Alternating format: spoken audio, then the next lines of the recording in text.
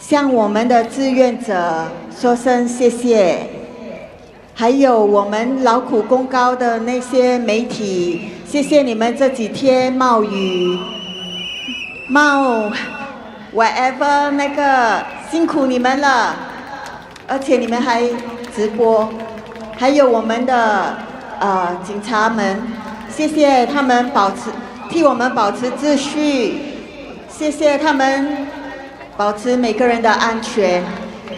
Okay, in case I don't have the opportunity to thank every one of you after the rally due to the time constraint, allow me to take this opportunity to thank our volunteers from the merchandise and every one of us here.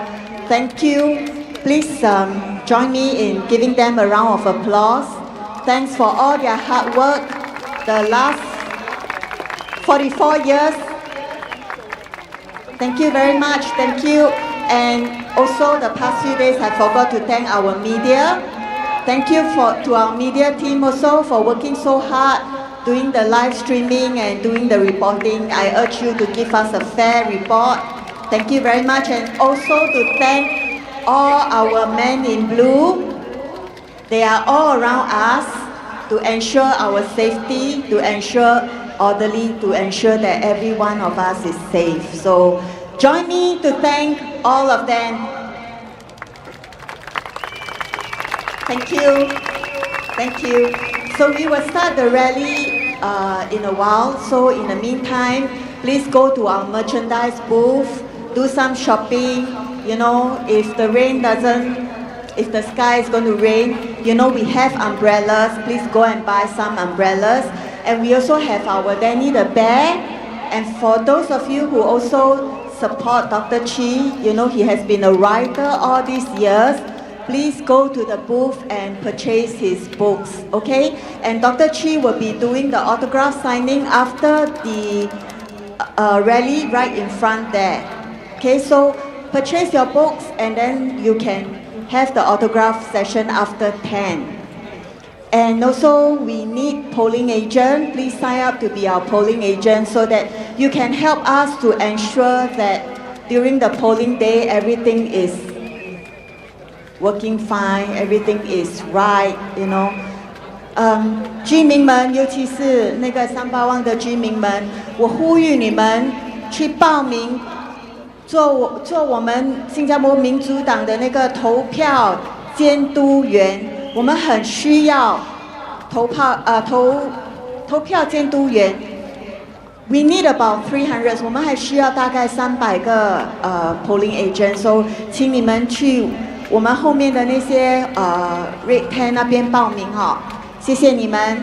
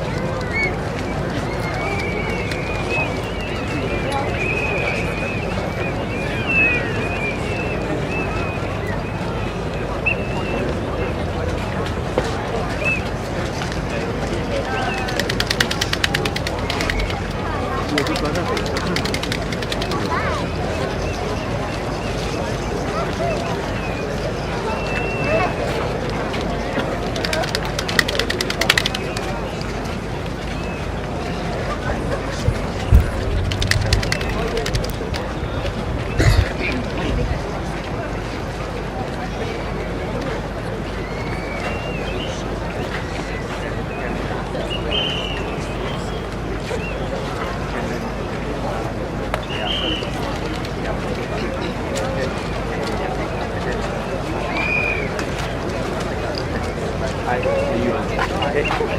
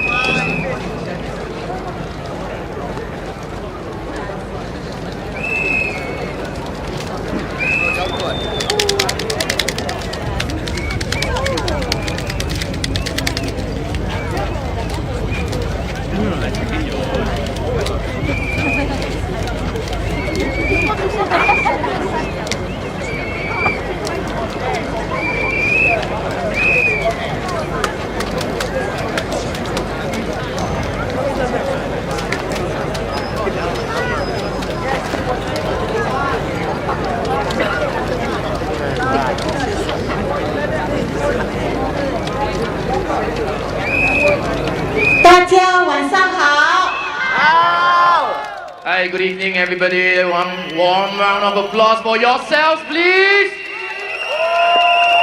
三巴旺的居民们，我要听到你们的欢呼声。三巴旺的居民们 How are you feeling today? How are you feeling today?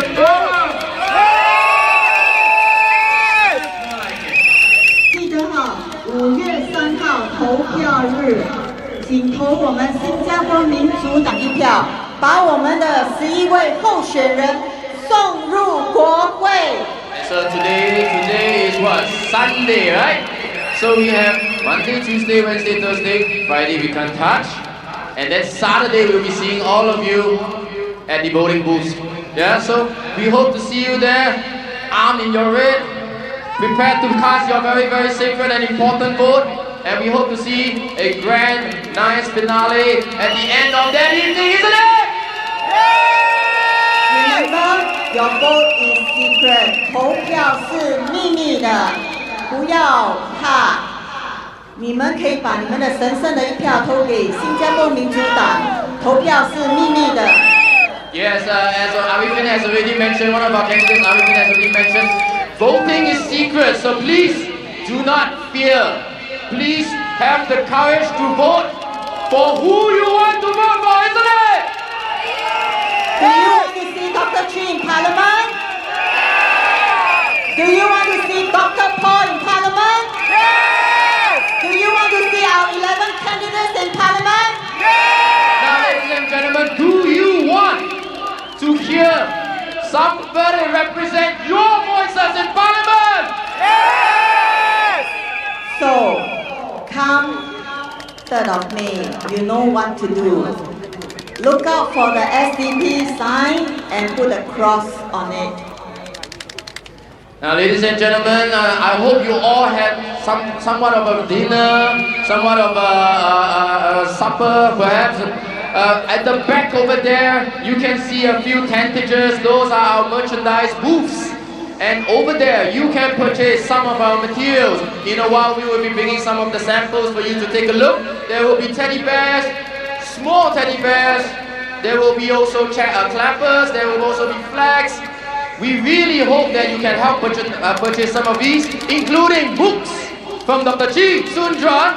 And if you wish to have an autograph from him at the end of today's evening, we would really love for you to have a nice queue at the end of 10 o'clock, and Dr. Chi will certainly entertain your autographs. 各位支持者，我们后面有些小民主熊，你们可以去购买，我们有小的，有中的。请你们去购买，支持我们新加坡民主党，因为那个参加竞选是一个很庞大的那个费用。The scale of a full election is really, really large, and we really need every single cent to count. Yeah, so your contribution adds up a lot to our effort and our contribution towards you all in Parliament together, isn't it?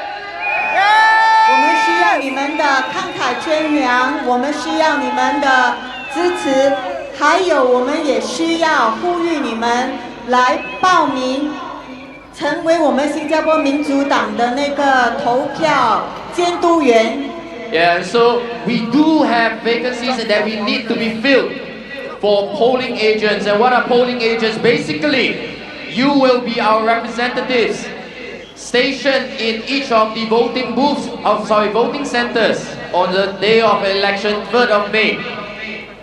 And also, for those of you, the next few days you have coming to our rally, please dress in red. We would like to see a sea of red in our audience, in our supporters. Yeah, and I just want to touch on the polling agents' duties, right? Because I myself also volunteered 5 years ago to be a polling agent, and so we will be there the whole of the half a day, from morning to afternoon or afternoon to evening, because we need to have 2 shifts of that.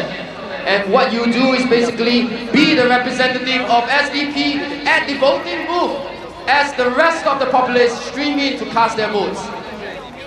I know it's drizzling right now, don't worry, we have umbrellas for sale, and don't worry, we will stand with you in the rain. Okay, we will not leave. We will stand with you in the rain.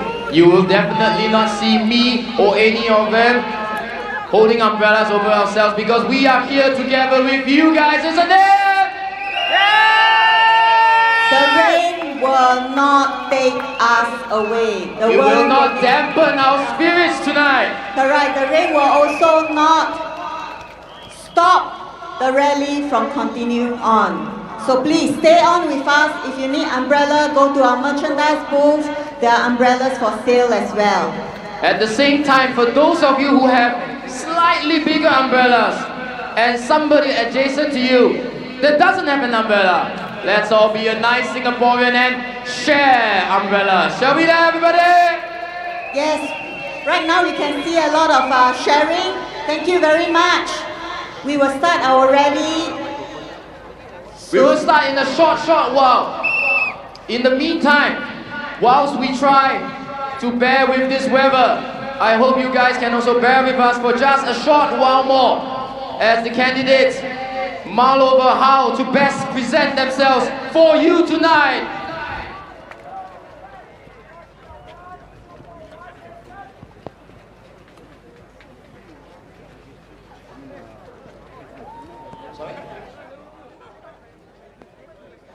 Perhaps while you are all here tonight, we would like to just hear, how many of you out there have whistles with you? Can you blow it out as loud as you can, please? Come on, show us. The rain will not dampen our spirits. How many of you out there have clappers with you? Can you clap those clappers for you, please? And those of you who doesn't have anything, join us. SDP. SDP! Louder! SDP. SDP! Dr. Chi. Dr. G! SDP. Dr. Paul. Alright, ladies and gentlemen, we will leave you guys for a short while we wait for the candidates to finalize tonight's approach, as we have an exciting lineup for you tonight. Thank you. We will see you in a short while.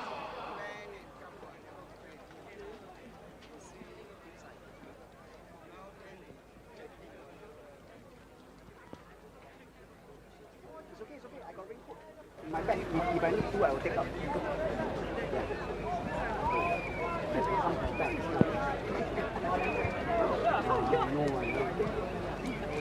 I was their polling agent last time, just sit down there at the school, watch them now.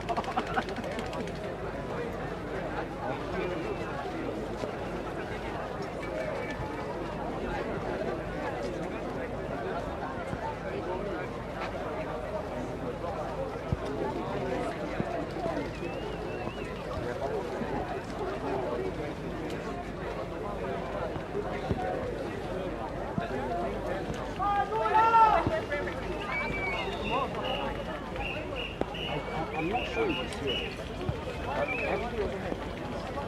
They are the only one that do that.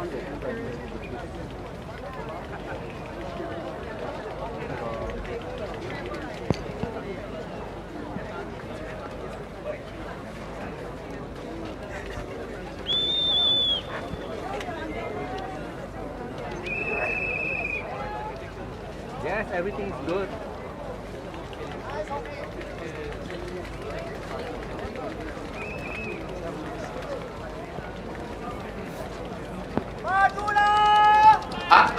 I wish I can also dial. I mean, Josephine Teo managed to dial somebody to take away the aeroplanes, right? But I cannot dial the phone. I cannot dial the rain away. But what I can do is keep your spirits as high as I can, isn't it, everybody? Yes! SDP! SDP! SDP! You guys are such a wonderful crowd. Maybe I ask one gentleman perhaps, what brings you here today? The SDP heart. You have the SDP heart. You have the SDP heart. How many of you have the heart of the SDP? Raise up your hands.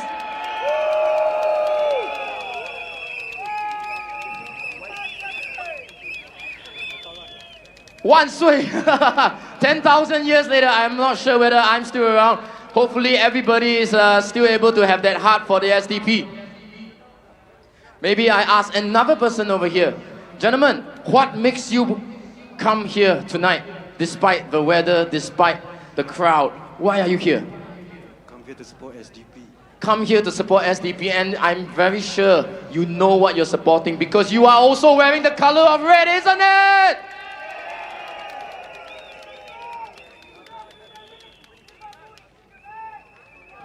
Alright, gentlemen, I have to pick a distance from you because those are the rules and the rules of the game.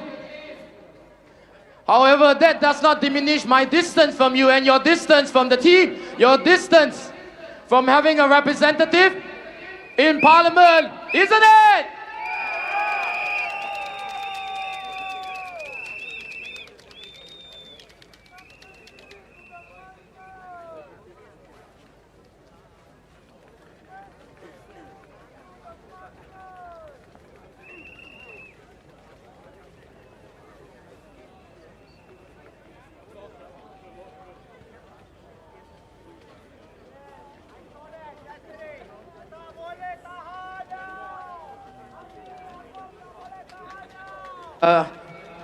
I was just told that this mic is not waterproof.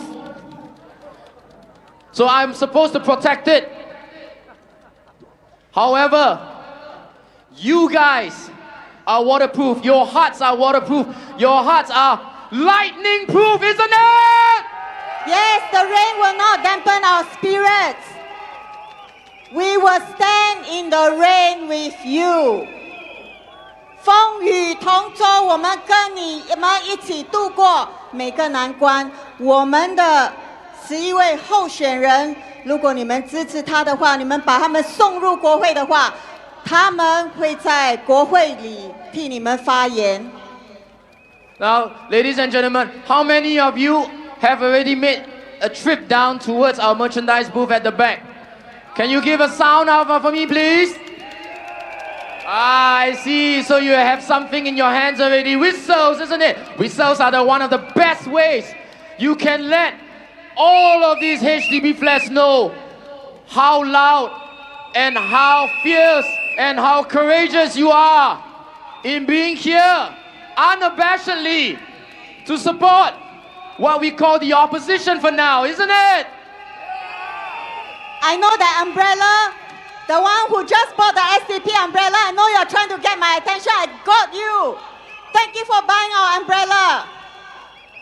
And for those of you who have not higher bought than everybody now dancing away. yes, so for those of you who have not bought the umbrella, they are all over there behind.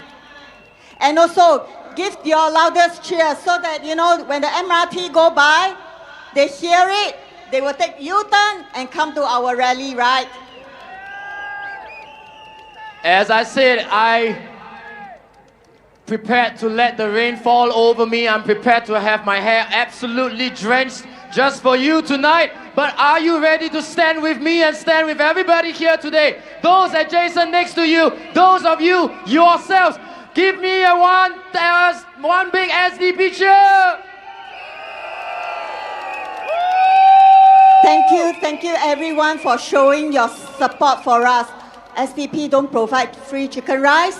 SDP don't provide you free bus, but you are here with us because of your passion, because of your desire to see our 11 candidates go into Parliament. Thank you very much. Thank you. Thank you. You should give yourself a round of applause. And it is time for our candidates to give a round of applause to all of you as well. Candidates, give our supporters all their... Now, ladies and gentlemen, while we always acknowledge the candidates, the ones who are at the forefront, the ones who appear on your posters at every single block, every single street, I hope you all also can offer a piece of thank you to all the supporters and volunteers for our team as well. In front of you here, right at the back, invisible amidst all of you, photographers, videographers, workers, hands and legs, we need so much of you. Can we help to give them a round of applause to thank them, please? Thank you very much. I hope, like us and our election message, this election, 2025, this election, we thrive and not just survive. Well, this was a quote that we have been mulling over for quite a while. What is the best way we can approach this to connect with you? And this was what the CEC decided: thrive, but not just survive. Why? Because we, the populace, have suffered quite enough. Don't you think so? How much is a cup of kopi O right now? $1. Which kopitiam are you going to? Yellow, $1. I have not heard $1 for the last 15 years. No, they are talking about the CDC voucher, right? You use CDC voucher to pay for your kopi.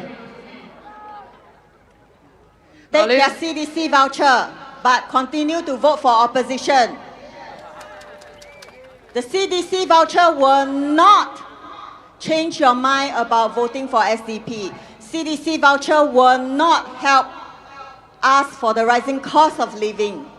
I just want to ask you, what do you think is the driving force behind any opposition candidate willing to step up to the front, to come in front of you and say, I'm willing to leave my vulnerabilities exposed for everyone, just so that I can be your voice? Whether it's the SDP, the WP, the PSP, what do you think is that common denominator? Courage, care for people. What else? Compassion. Sorry? Compassion. Passion, yes. But I tell you what it all is, you know? It's the color red, because once we bleed and cut our hands open, what color is the color of our blood? Red. What color is the color of SDP as well? And so, what color are we going to paint Sembawang tonight? Red. Remember, Absolutely. Ang Ang Bui Hai Lang. Tio, Ang Ang Bui Hai Lang. We have over here some merchandise. We will just show you from the merchandise booth what we have on offer.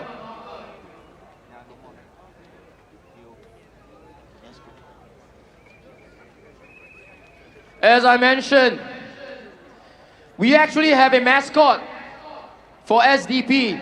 He actually has a name as well. He's called Danny the bear, isn't it? And here we have small Danny. We have medium-sized Danny. And we have many, many different kinds of Danny as well. We have all the different colors of Danny Bear, from white, brown, and we even have pink. This is actually a sign that we are very inclusive. We have different, to represent the different... Now, ladies and gentlemen, if you do purchase any of these, we also implore you, perhaps, I have seen already online, some people also do this. You can put the bears on your gate. You can put the bears as well as the flags on your gate to indicate who you support. Who do you support? Exactly. And for those of you who support Dr. Chi, please remember, Dr. Chi is a writer. Dr. Chi has a few books, and this is one of the books, his latest book. It is called It Starts With a Dream. This book was penned because of his journey when he started this Orange and Teal. And because he started this business, Orange and Teal, he realized the difficulty as a SME. His difficulty in the food and beverage business. So read about this and find out his struggles that he shared with all of us, that people in the government might not know, because they don't share the struggles like you and me. So support him. Buy a copy of this book. Because all proceeds will go a long way to supporting the team, getting Dr. Chi, Dr. Paul, and perhaps the rest of the candidates as well into Parliament. Now, at the back as well, I don't have it here, but there is a t-shirt that is on sale. Some of you would know this because the t-shirt has the words "Tak boleh tahan" on it. Does anybody here know what it represents? Tak boleh tahan. No, I'm not running away from the rain, don't worry. Tak boleh tahan was actually we started this protest against rising cost of living, and that's where we come up with this term tak boleh tahan. Back then, we are already raising concern about the rising cost of living, and that was in 2008. You fast forward to 2025. Ask 17 years yourself, already. ask yourself, has any of our cost of living been improved? No. HDB are what? Selling like more than 1 million? Now, ladies and gentlemen, in 2008, I actually went to research about this as well, just to get the details correct. Dr. Chi, and as well as a few of our other candidates tonight, sacrificed themselves by putting out flyers at Toa Payoh. And for that, he was arrested. Same as me. I was also with him, and we were charged in court and obviously convicted. But that did not damper our spirit, and we, in 2025, we are still standing here because we believe speaking up for the people is not an offense. It is not a crime to be here. It is not a crime to express who you support. Don't you think so? We are very proud that we have come this far. We are very proud that we have chosen to speak for you. So now, it's your turn to support us and let us bring all these issues to the Parliament for you. Let our 11 candidates go to Parliament and speak up for you. Now, Dr. Chi, as a lot of you have already known, has been at the forefront of activism, of sacrificing himself, having gone to prison to represent your beliefs, his beliefs, for a better, freer, democratic country. And here we have his book, aptly titled "Never on Bended Knees," because no matter what kind of persecution he has ever faced, he has never, ever given up. So, for those of you who agree with me that Dr. Chi has done so much for the country and he deserves to be in a parliament, raise up your flags. Come on, let's give Dr. Chi his biggest cheer. Once again, I implore everybody to be also a gracious and conscientious part of this crowd tonight, because we have quite a big crowd of all of you up here. However, not everybody can see me because of the umbrellas, because of the rain. But you trust me, the rain is not going to last through tonight. Because we are going to chase the rain away. Because your presence here is going to bring the rain away. So once again, be conscientious, be nice to the people around you. I admit it could be a little bit squeezy, especially with these umbrellas, but do not hurt anybody. Yes, and for those who need an umbrella, go to our merchandise booth. We have umbrella that's on sale. I'm just so worried about my mic. They're staring at us. Yeah, I'm so worried about my mic. I hope that the mic can last. We can last. But I'm not so sure about the mic may not last, but we will, and your hearts will. Isn't it? Come on, let's hear SDP! SDP! SDP! SDP! Dr. Chi! SDP! Dr. G!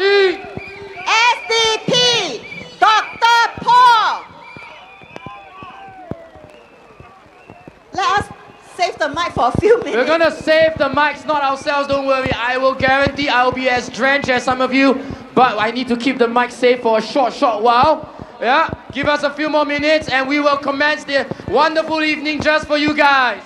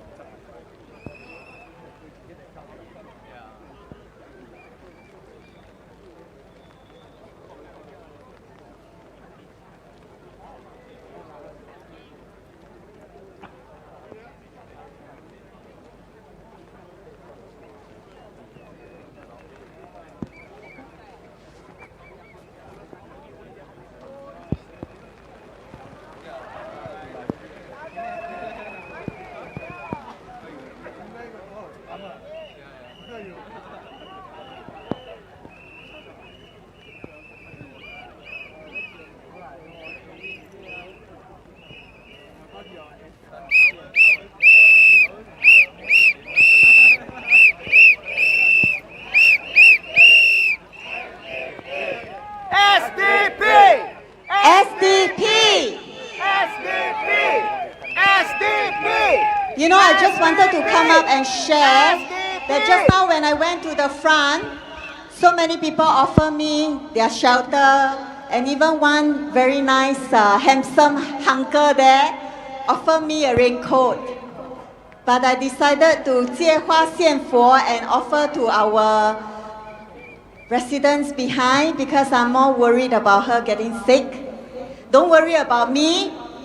Even tomorrow, I will not take any MC. I will still be the MC for you all for tomorrow. Thank you very much. Thank you. And also, one of our friends there also was telling me, raining is actually a blessing, right? So, the rain is blessing SDP. The rain is blessing us.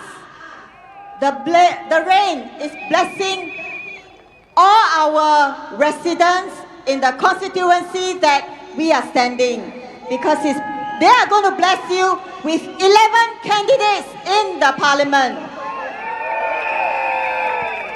Do you want to see them in parliament? So, come 3rd of May, please vote our 11 candidates into parliament.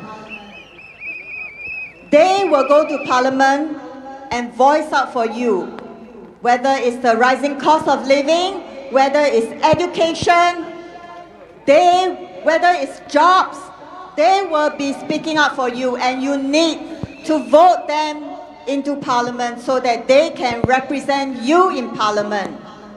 5月3号，居民们，请你投我们新加坡民主党一票，让我们的11位候选人进入国会，让他们在国会替你们发言。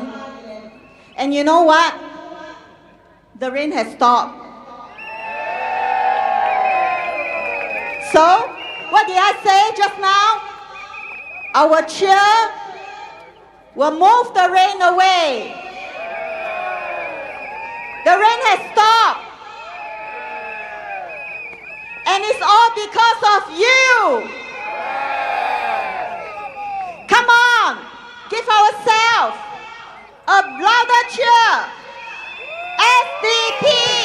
SDP! SDP! SDP! SDP! Dr. Chi! Dr. Paul! Dr. Paul! Thank you very much. You see, the rain is gone. No more umbrellas. We don't need the umbrellas. But you can still go to our merchandise and buy the umbrellas.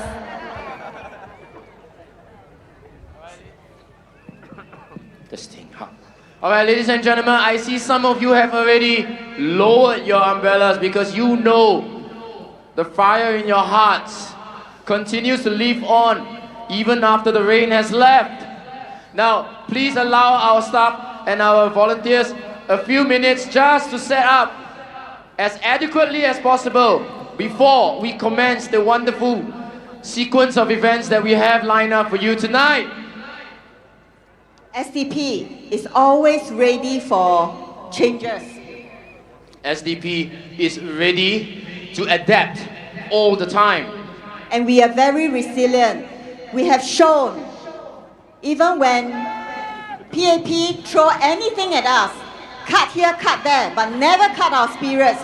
Even the rain will not cut away dampen our spirits. Even the rain will not move our supporters away, will not drive our supporters away. Thank you, supporters, for standing in the rain with us. It is very, very, very touching. Thank you. You deserve the loudest applause for yourself.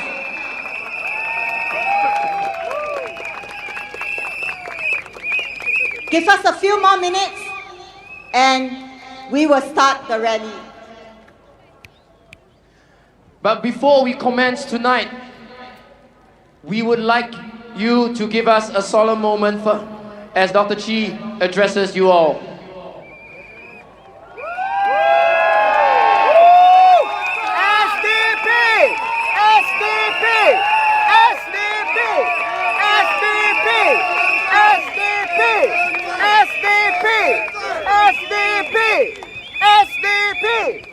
SDP! SDP! Good evening, one and all.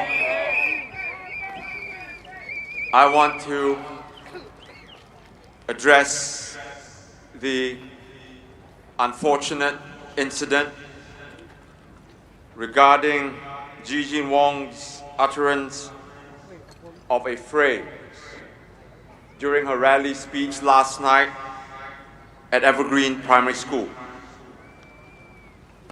On behalf of all the members of the Singapore Democratic Party, I want to make a heartfelt apology to every Singaporean, especially our friends in our Indian community. There are no ifs, no ands, no buts. The term that Jijin used was offensive and hurtful, and we are deeply sorry that she used it. Jijin has expressed deep remorse and has apologized for using the term. She did not know of its negative connotation. This is, however, no excuse, and we want to express how deeply sorry we are, and we recognize the pain this episode has caused. I am the leader of the SDP, and the buck stops with me. I have issued Jijin a stern warning and expressed in no uncertain terms that the SDP does not tolerate such behavior. It is not in keeping with our values, and she has assured me that such an incident will never happen again, and that she will do her utmost to uphold the SDP's values in all that she says and does. Again, our sincere apologies to everyone.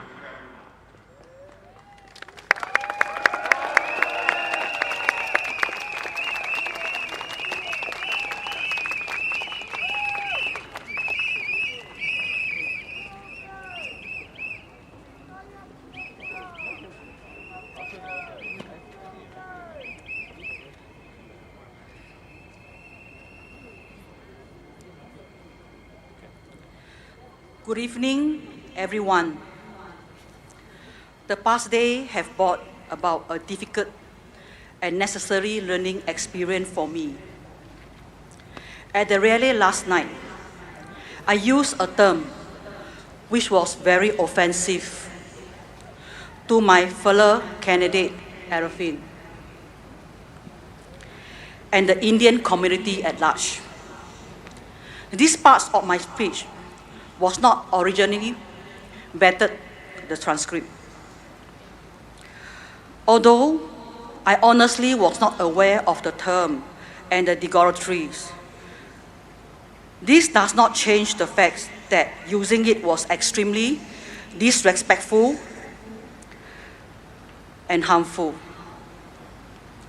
I have been counseled by my party colleagues, and I'm deeply sorry for what I have said, and the pain and the anger that have caused.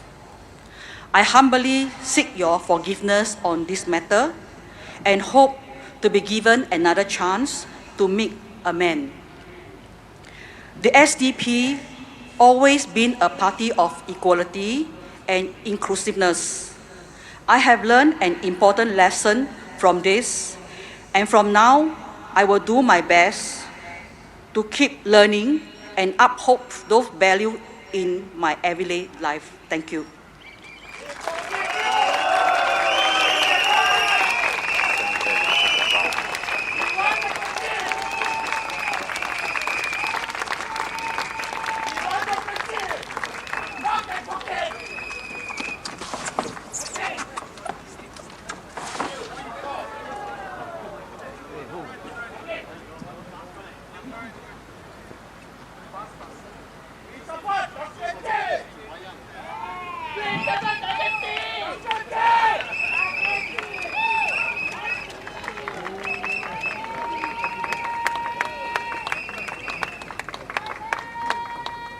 My fellow Singaporeans, I would like to take a moment to address what happened last night. I want to talk about what happened directly. Every morning in school, we recite the pledge and we say regardless of race, language, or religion.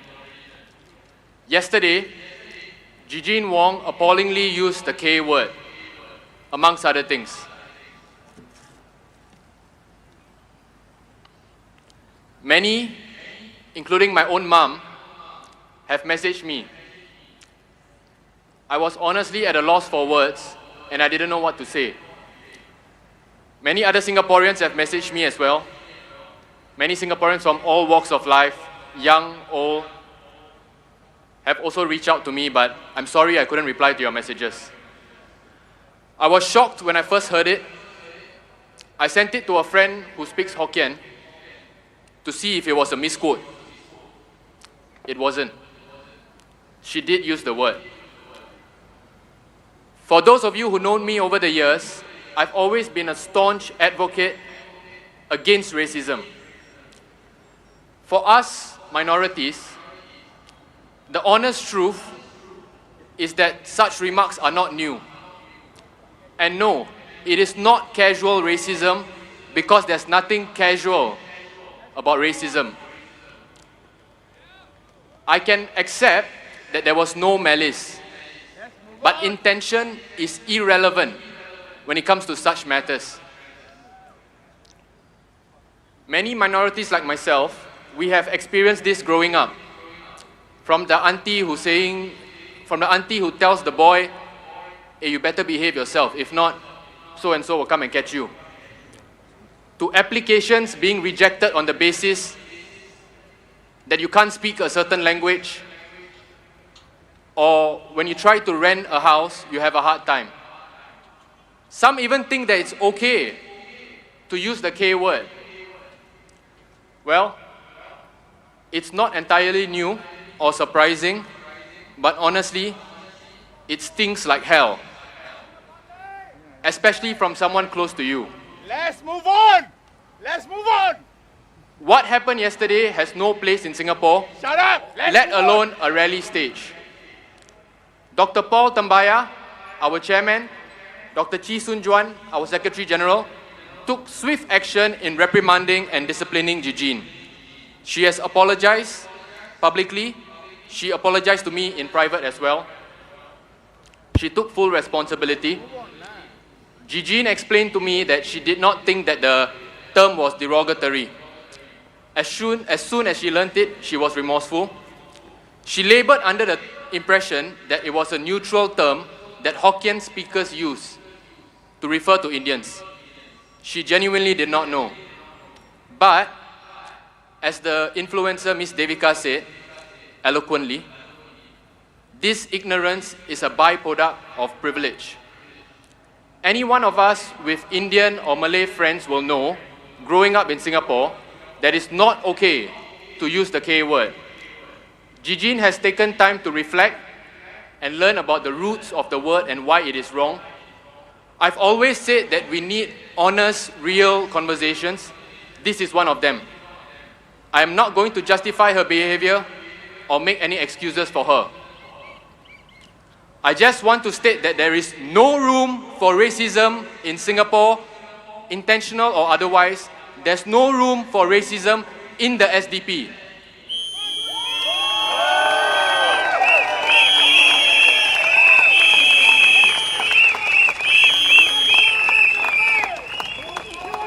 I want to thank Dr. Paul, Dr. Chee, and the comms team, Min, Naresh, Kenneth, for allowing me to address this issue directly. You know, a lot of times when we minorities face racism, we are told to take it easy or laugh it off and shrug it off. I'm glad that the SDP party leadership did not do that. Come on! Move on! Move on! I want to thank all of you who reached out to me to support me. It is not in the spirit of SDP to hide behind faceless statements. the SDP's policies and histories makes our position on discrimination crystal clear. Like CNA, never show the crowd, only show the face. Never show the crowd. This is not what the SDP stands for. And what I want to say is that I'm sincerely sorry for anyone who had to hear that comment or experience that comment, whether in person or online. That is not okay. Move on. I also want to it doesn't matter what the color of our skin is or which political party we represent. At the end of the day, we all bleed red and we all must have a mutual respect and understanding. What the SDP wants is a politics of hope, a politics of possibilities, a vision where we can thrive together, regardless of race, language, or religion. It is not just a slogan, but something we must live, breathe, and strive towards every day. Earlier today, I was at 888 Plaza, and a Singaporean Chinese couple next to me came up to me and offered me a drink. That, my friends, that is the true Singaporean spirit.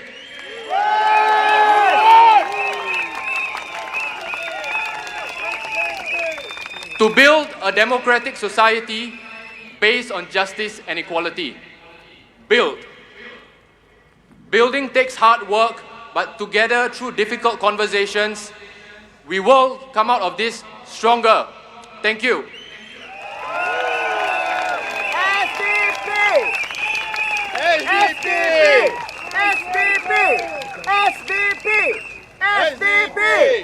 Thank you, Arifin. I think he said it very well. The bottom line is, Jijin made a mistake. She has acknowledged the mistake. She has owned it.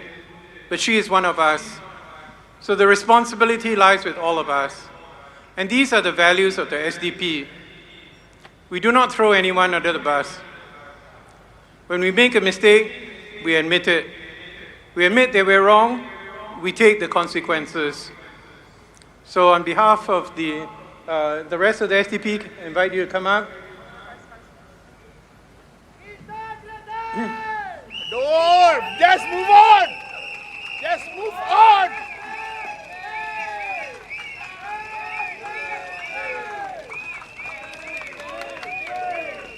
SDP! SDP! SDP! SDP! SDP!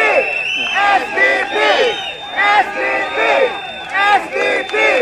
SDP! So we'd just like to say, we're sorry.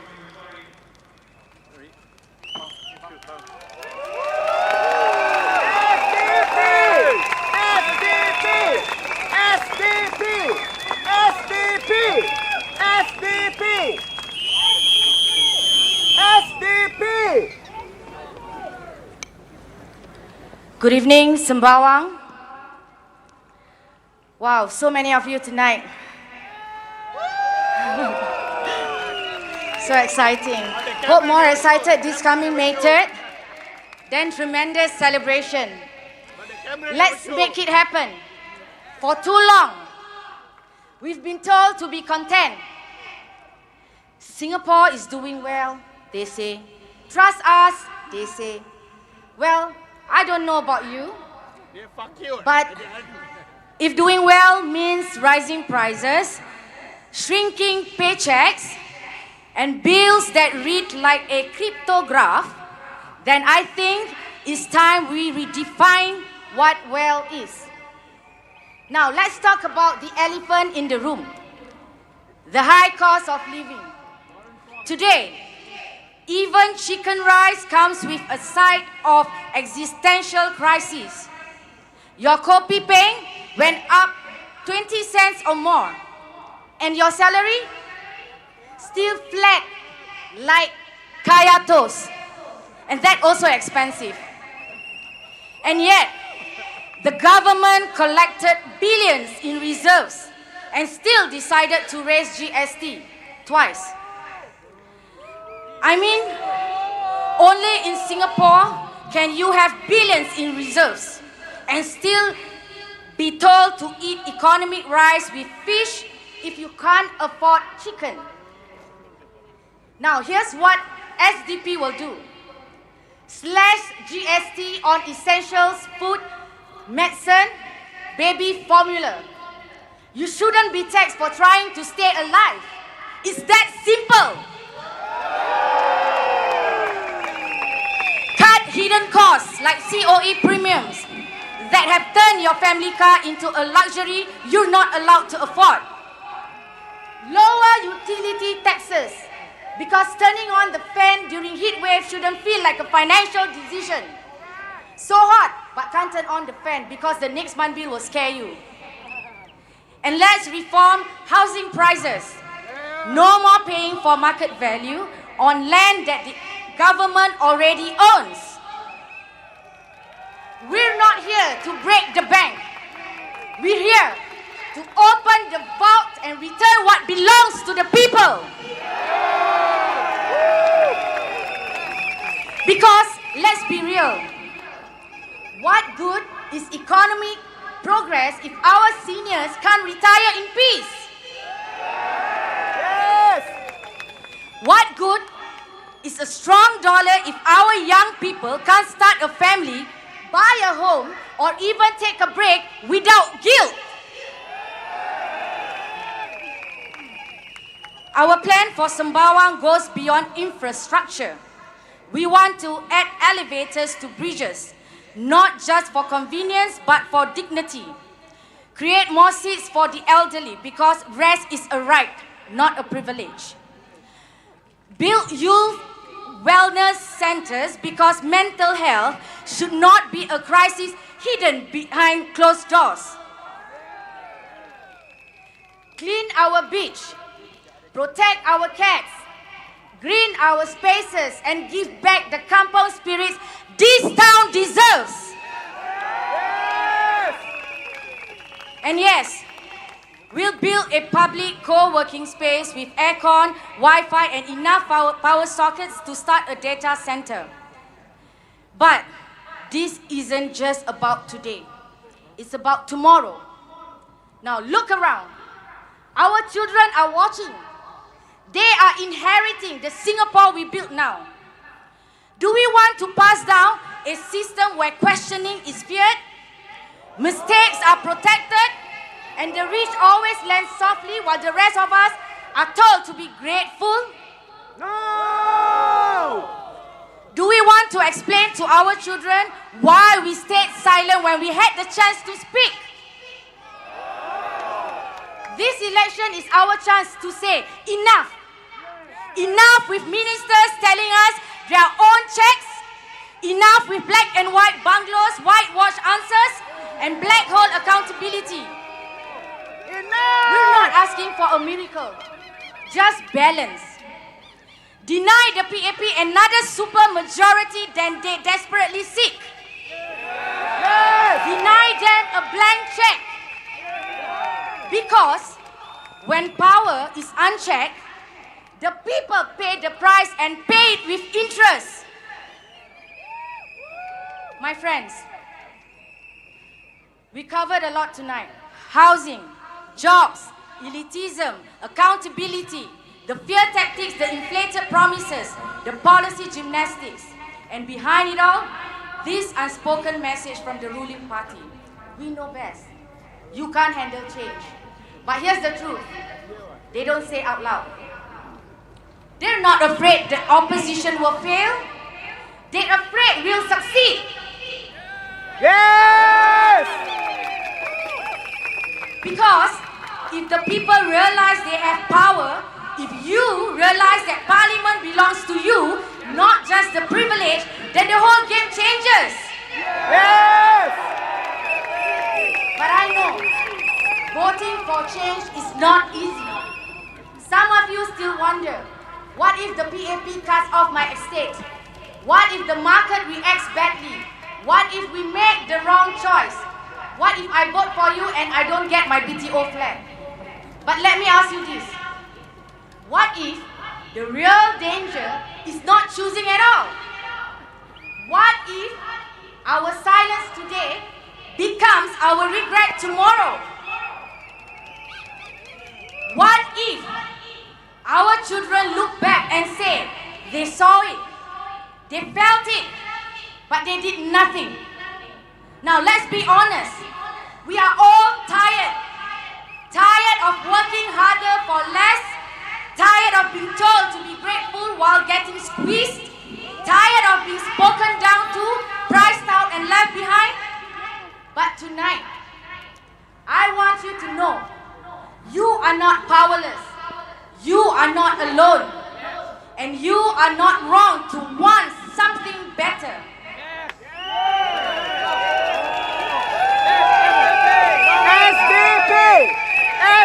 Hope is not naive.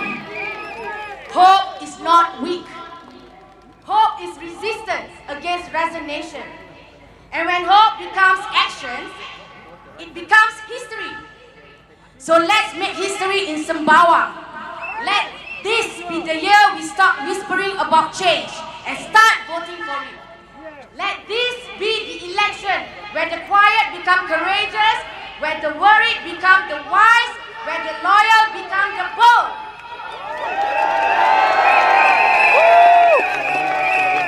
SDP! Vote not just with your hands, but with your heart.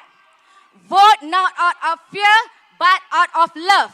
Love for your parents, love for your children, love for this country that you built with your bare hands.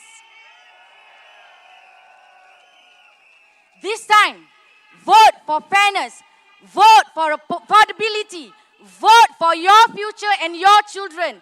Vote SDP. Vote to put the heart back in the heartland. Majulah Sembawang, Majulah Singapura. Thank you, everyone.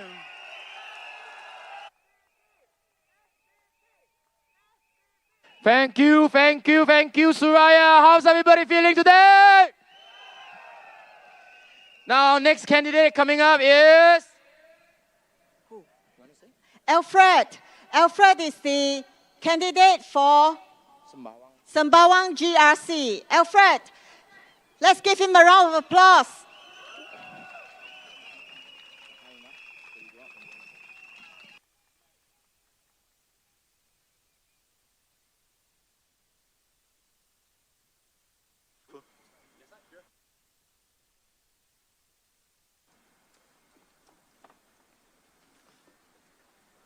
Hi everybody, it's good to see all of you. It's good that you all stayed on. That's very big encouragement, thank you. Governments must not run nations like businesses. Government's main focus must be the people. How to help people maximize their full potential and well-being, and not on maximizing people for profits. In our democracy, the government is formed by the people, elected by the people, to look after the people, to promote their well-being, help them reach their desired potential. It must demonstrate the discipline of a people-centric government and not that of a profit-centric enterprise. Let me give you an example of what I mean. Why is the price of your plate of rice so expensive? I'll tell you why. GST goes up, food ingredient price will go up. Hawker food costs go up. The price of your plate of rice goes up. COE goes up. The price of vehicles will go up. And then, transportation and delivery costs of the food also goes up. The price of your plate of rice goes up some more. The government releases and sells its land at a higher price. The cost of the building and development project will also go up. Selling price of the coffee shop unit below your block of flats goes up. The coffee shop owner will have to lease out his stalls at higher rents. the price of your plate of rice goes up even more. Now, the government owns most of the land in the country.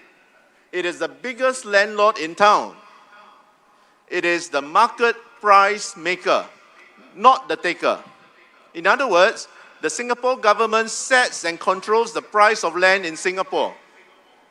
It has in its armory the largest property developer and managers in the country. It literally has plenty of levers of control in its hands with regards to the prices of land and property. And despite that fact, Singapore property price continues to march upwards. Put it another way, if I own most of the durian trees in Singapore, and I control and shut the door to prevent other durians from being brought into the country, would I be the only one who can dictate the price durians will cost that year? Exactly. Now, why is there a need to increase GST by 2% immediately after the pandemic? Were there no other revenue streams that can be explored at that time? Were we in urgent shortage of money? Or was it bad forecasting and planning? We had a surplus of $6 billion. Surplus. And how much pain most Singaporeans had to suffer for that? GST, COE, land. Who created or controlled these things in Singapore? The Singapore government and its policies. Instead of controlling these things better for the sake of the people, it rather control and manage these things to generate more revenues and make more profits. It has lost its way. It is no more for the people, and definitely not by the people. You vote in the government to look after you, not to exploit you and make your life even more miserable. All these brainwashed, blind followers of the PAP, stop asking where the money is coming from. Ask instead, where is the money going to? The PAP government taxes and spends like nobody's business. There is so much waste. I will show you some examples. Healthcare. For a little small city nation of 6 million people, why do we need 3 healthcare clusters with 3 times the administrative cost? 3 sets of multiple CEOs. There are many CEOs in each cluster. Many CEOs. 3 sets of medical and administrative leaders and staff. 3 sets of sprawling buildings and complexes, all for a population of 6 million people. Isn't that all cost? Multiplied 3 times over, all with public funds. Why is there a need for a founder's memorial when there are more urgent priorities now? We need more elder care facilities, more dementia support, more mental health care, more support for teachers. More than $300 million to throw for this party. Why do we need 5 mayors? Don't we already have so many MPs, government ministers, and the fat, clumsy PA? Own self justify own self. They say, oh, they need to coordinate resources. $660,000 each, 3.3 million per annum to do that. 5 mayors, $3 million per year. You mean there are no other persons available in the civil service to do that? To coordinate your resources? Or look at the many ministers sitting around in the cabinet above it. All for a small nation of 6 million people, half of whom are non-citizens.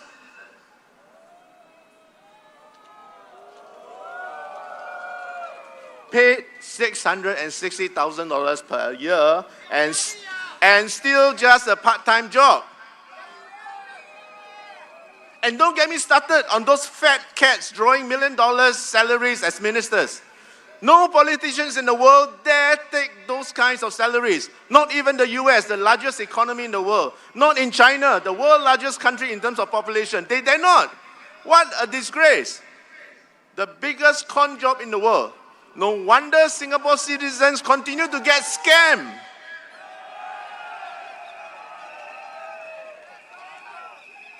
All these wastages, they are money. Money saved is money earned.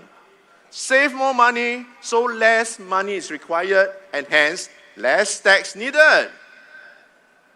This PAP government has to make more money so that it can waste more money. Just like a child with a magic purse that he can reach into to grab money to pay for his toys and indulgences, the Singapore government will never know the hard work and frustrations of the Singapore worker toiling sometimes in multiple jobs to make ends meet, to squeeze out enough for the family's daily expenses. If the government is for people, it will use its assets to help the people, not exploit the people. It must not be for profits. It must be for people.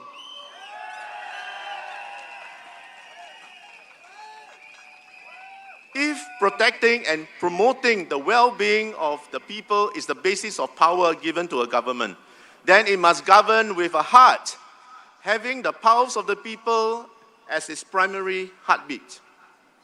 The well-being and interests of the people becomes most important. What does governing with a heart looks like? It looks like this. We can start with a town.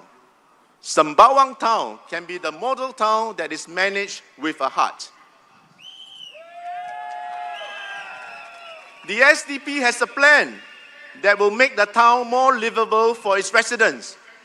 We want to promote interaction, neighborliness, mutual respect, learning, understanding, helping each other.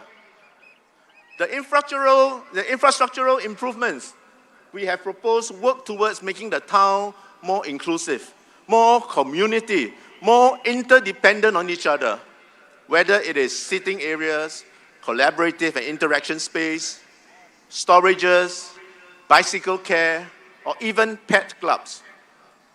Lifts will be installed at overhead bridges to allow residents to commute from one side of the road to the other safely. Besides infrastructural hardware, the software in the town will be enhanced and upgraded. Version 2.0. We want to encourage and facilitate neighborliness and that kampung spirit. As the saying goes, it takes the whole village to raise a child. We want to encourage interaction with each other in the town, build trust so that we can look out for each other. Sembawang town has good proportions of the elderly, working adults, and the young ones. We will encourage organic neighbor groups so that neighbors in good proximity will look out for each other, be it children care, study help, or elderly assistance. It is indeed sad to see neighbors passing on alone in flats and only to be discovered that they have passed on after some time has passed. Neighbors and neighborhood care circles can play a part to build neighborly bonds. The mental and emotional improvements of the town can be experienced with the development of Sembawang's beach and green spaces. First, for the benefit of people of Sembawang town, and laterly for the rest of Singapore to come and enjoy the assuring peace and calm of nature our town has to offer. More employment and job opportunities will be created through these projects. Again, to benefit first for the people of Sembawang, and second for the rest of the people in Singapore. I love sports. I play badminton 3 times a week, and I know how difficult it is to find available sports facilities. we have a team of SDP MPs for Sembawang who love sports and know the importance of sports in the life of the community. We will promote sports in Sembawang through activities and supporting amenities. If we have a sports school nearby, Sembawang town can naturally be the sports town of Singapore. Sembawang will be a town for all. Sembawang will be the model town in the north. We will show the rest of Singapore what a wonderful life we can have in this town. A town with a heart. Sembawang town residents, live life fully, thrive, not just survive. We will manage the town with the same values that SDP has: competent, constructive, and compassionate. Sembawang, bo bei zao! Sembawang, bo bei zao! Talking about horses, SDP will make sure you come before the horses. You, people of Sembawang, are more important than horses. I will not think about finding the big fields of space for the 100 horses to run in Sembawang until we find enough space for the residents of Sembawang to live properly and thrive.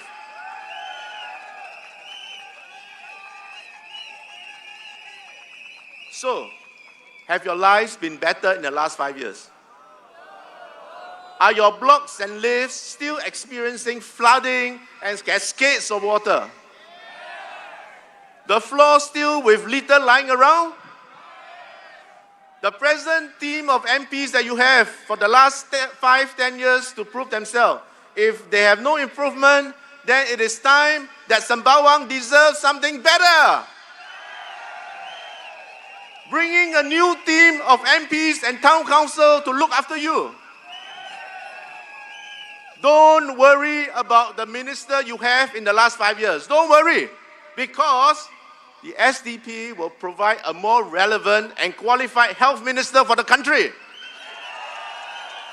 One who knows his stuff. Although he may not appear on TikTok, Xiaohongshu, Instagram, Facebook as often as the one you may have gotten used to. This one does real healthcare work. Kick out the health minister. SDP has the real one ready for Singapore.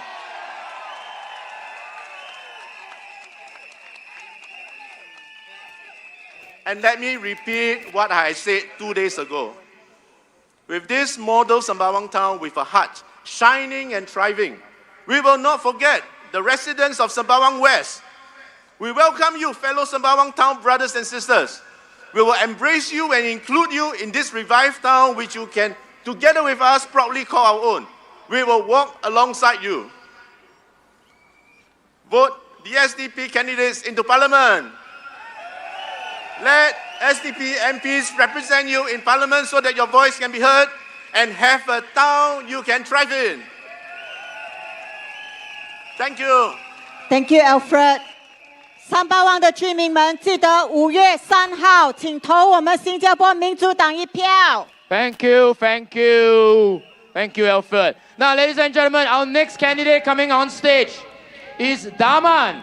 And Daman says that he used to love sepak takraw, but he has been too busy with his duties as an SDP member, as a candidate, and generally as a friend of the people. That speaks much of how serious he is to prioritize his residents' needs over his own. Don't you think so? Now, wouldn't you like a full-time MP like that? Yes! Let us welcome preeminent leader in the Malay community, Daman! Daman! SDP! SDP! SDP! SDP!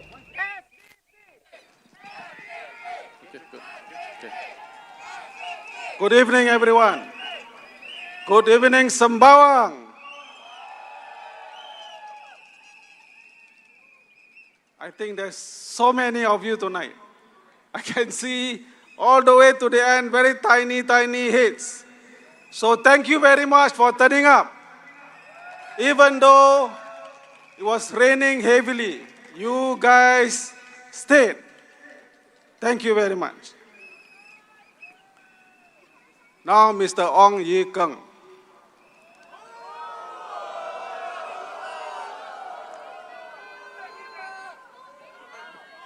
He has done a belakang pusing.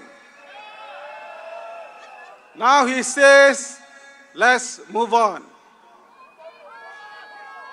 Should we move on? Come on, let's be kind to him. Let's be the better man. Minister Ong Ye Kung must now be extra careful when he wants to criticize Dr. Chi or anyone of us coming to Sembawang into any new constituency.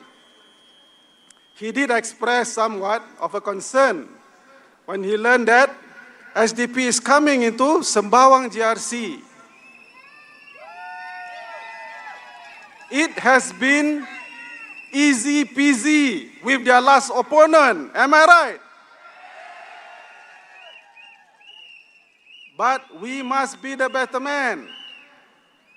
Minister Ong Ye Kung also now must realize that the SDP GRC team are not a bunch of fly-by-nights. We are serious contenders for this GRC. We want to win.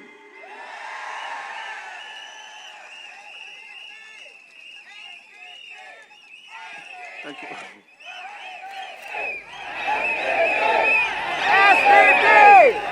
Thank you. It is going to be tough. The incumbent always has the upper hand. But the SDP Sembawang GRC team now has a wild card called Dr. Chi Soon Juan.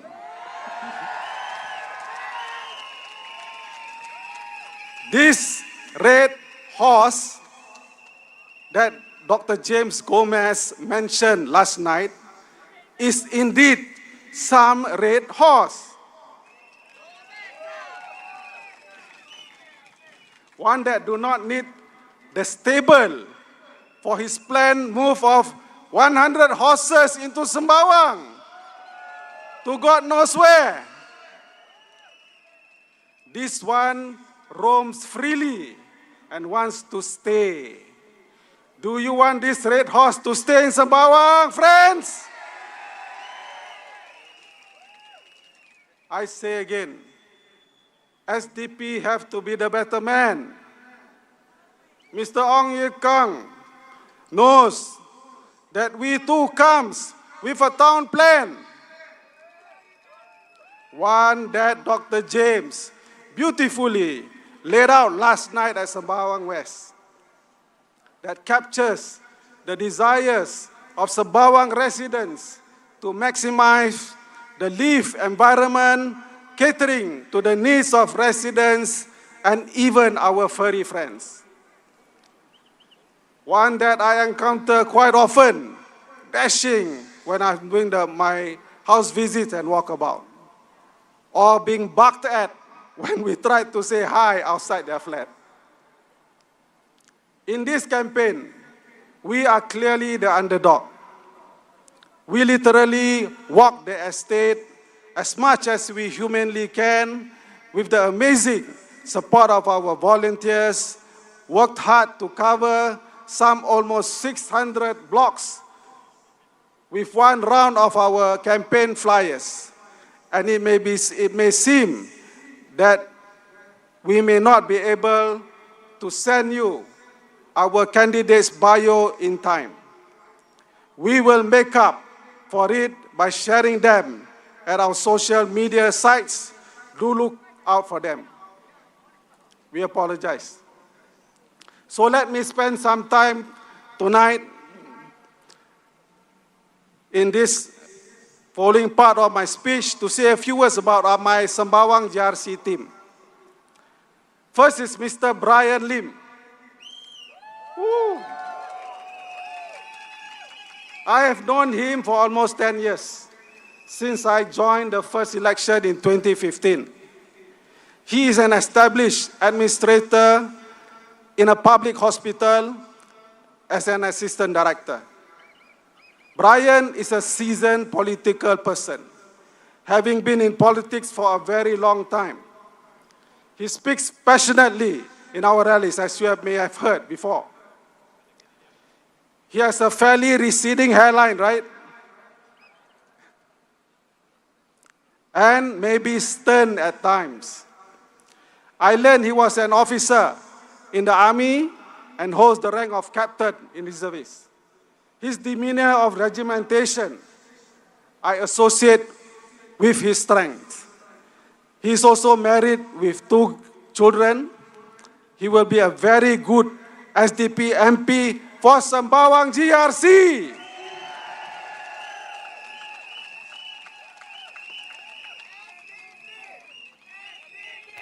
Thank you. Dr. James is a well-known political person. He runs an NGO that spans across some parts of Southeast Asia. He is an analytical person with tremendous insights on political affairs, both local and regional. He is the political brain behind this team. He connects very well with the ground and has that uncanny ability to break ice with almost anyone. Surely an asset for an MP who must be listening to the ground. Don't you agree? Alfred, I've known him since the last election. He's a businessman running his F&B business.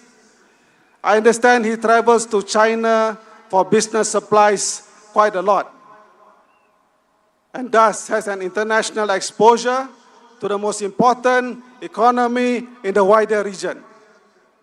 He will bring that wealth of business connection into the team much needed as an MP to link smoothly when the needs come for the benefit of Sembawang GRC and our residents. Next is Madam Suraya, who I consider is the heart of the team. Don't you agree? She is a mother of 3 grown-up children and has an amazing talent in the music industry, together with her husband, Jufri Salim, our candidate for Marsiling UT. They are both the steely couple that for a very long time is a part of the core group of the party. Thus, besides bringing the touch of softness and motherliness, yet firmness of commitment to a task like she now holds as the party treasurer. She is the much needed pleasant face compared to the 4 of us blokes, right? Don't you agree?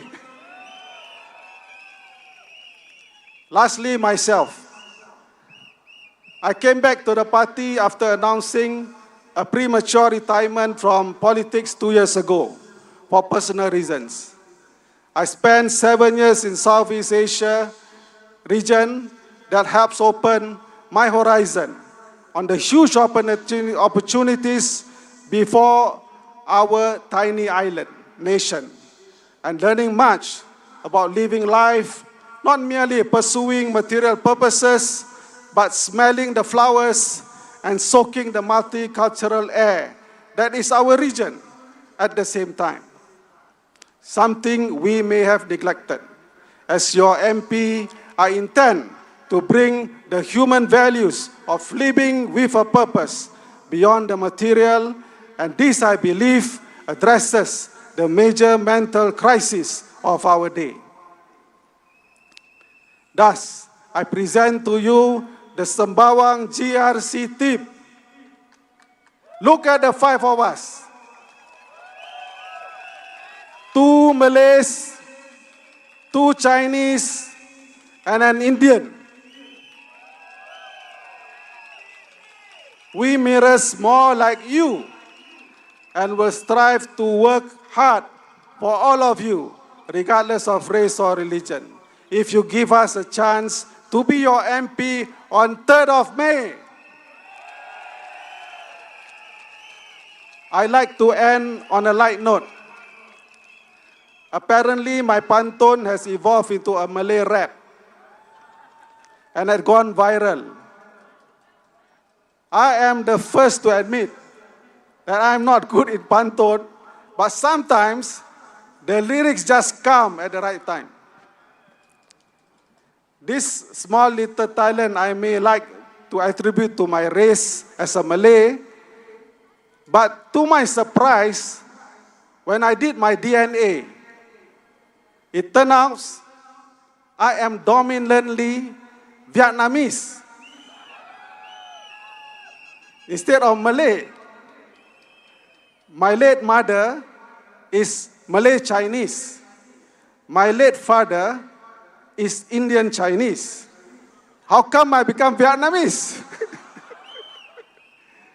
So being Malay is not always ethnic, but also culture that we adopt in our life. And in the context of a multicultural society here, we can learn from and inquire from each other's traits and strengths, and the combined feature of our diverse cultures become our collective strengths. Agreed? Yeah. So vote for this diverse Sembawang GRC team of SDP. Vote for SDP. Thank you very much and good night.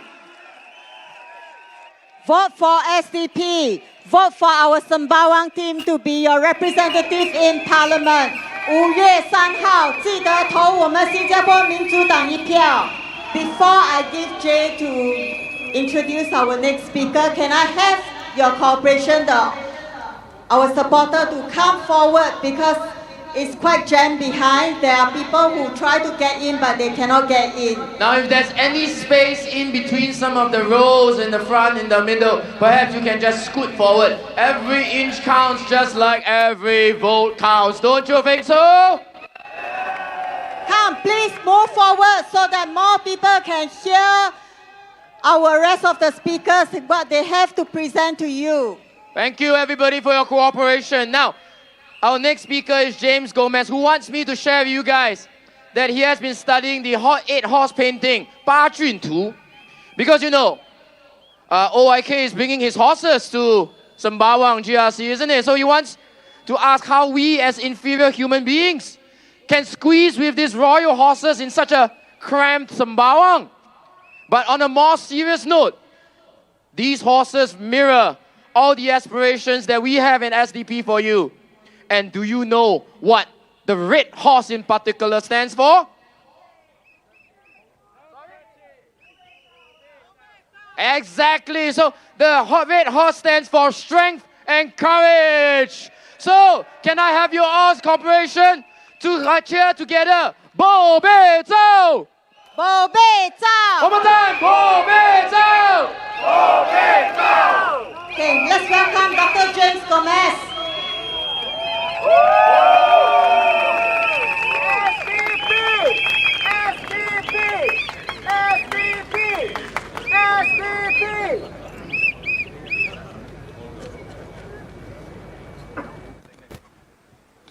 Đừng năng tài kê hồ bố. Chả ba bề. 我们是未食，把都要。OK， 我们出声三拜。SDP 保卫走 ，SDP 保卫走 ，SDP 保卫走。Fellow Singaporeans, residents of Sembawang, dear friends. Yesterday, the SDP Sembawang team launched the town plan for Sembawang GRC, titled Putting the Heart in Heartland. The town plan aims to create inclusive spaces where residents feel supported, connected, and proud to call Sembawang home. Our plan includes improving accessibility for all, with bike stations, storage units, more outdoor seating for the elderly, and lifts on overhead bridges. We also focus on supporting our youth and local communities by setting up co-working spaces and mindfulness centers. The plan also encourages better environmental protection, animal welfare, and coexistence with nature. Overall, the town plan ideas to improve Sembawang comes directly from you, the residents, and it has one simple principle, that a town must be people-centered. This town plan is not for Sembawang GRC alone. It is supposed to help shape the town plan for Sembawang West SMC and also Marsiling UT GRC. For better alignment and coordination, the SDP will organize regular town halls across all our constituencies in the SDP's Northern Territory to collect feedback and improve the larger areas of Sembawang. This is a summary of the town plan that we presented and released yesterday. I just wanted to have a recap because I know not all of you were able to make it. If you need more information, you can find it online on social media. But today, my speech is focused and is titled, Speaking Up for Caregivers and the Elderly. Today, I will speak about a crisis that is becoming central in Singapore, the crisis of elderly care. I know this personally because my mother is 85 years old and her birthday is today. So happy birthday, Mom.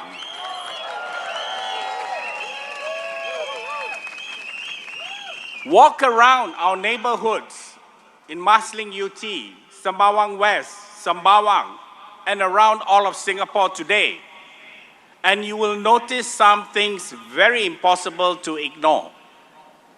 More elderly citizens navigating coffee shops, supermarkets, void decks, walkways, and traffic lights. More mobility devices, wheelchairs, walking aids, often accompanied by caregivers. Many of these caregivers aren't professionals. They are spouses, sons, daughters, and grandchildren. Singaporeans are already stretched thin, balancing careers, raising children, and now caring for our seniors. And they are doing it mostly alone, unpaid, while coping with tremendous family stress. This is a crisis unfolding in many of our homes and within the community. And this is all taking place in the face of an unresponsive, underperforming Health Minister Ong Ye Kung.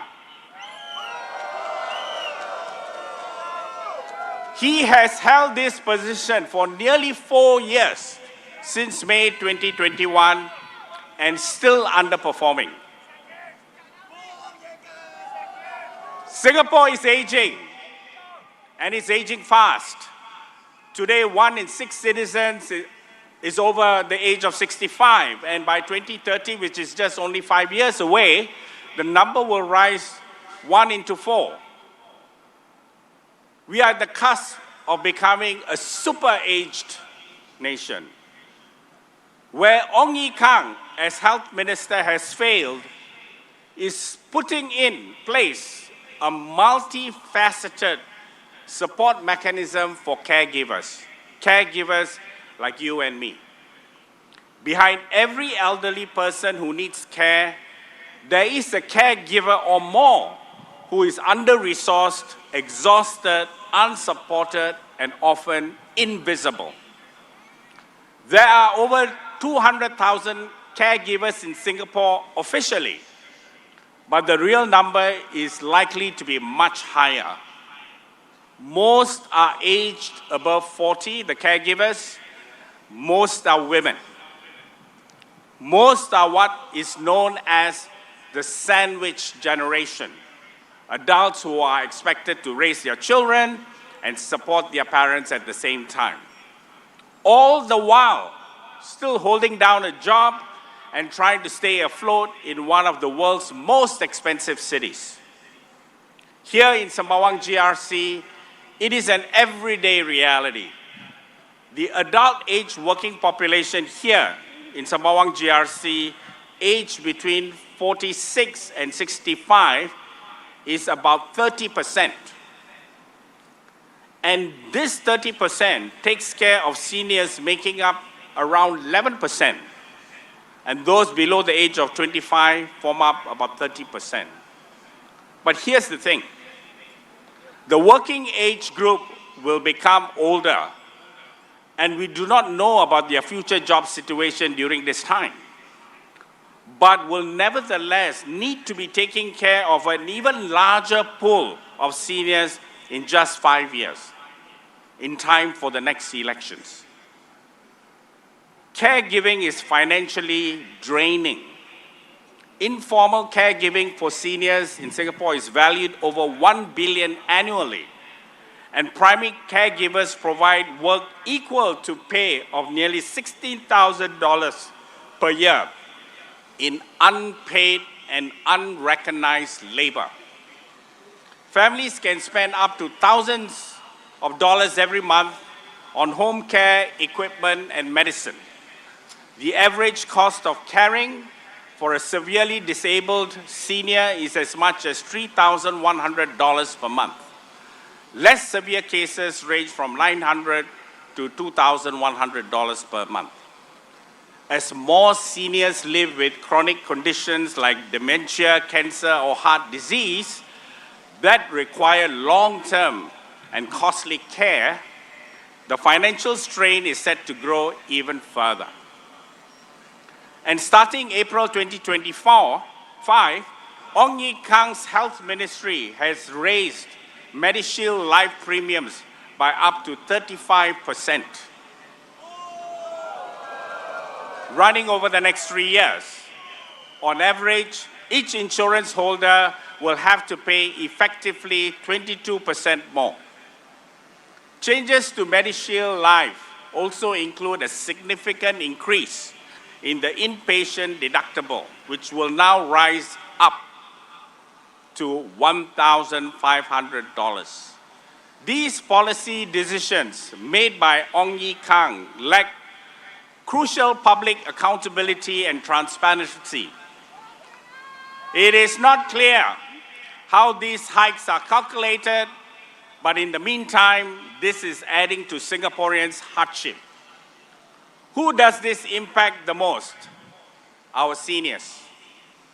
Some of them are on fixed incomes, while many have no income at all, with little to no CPF payouts even. The subsidies provided are not enough to cover the high cost of healthcare.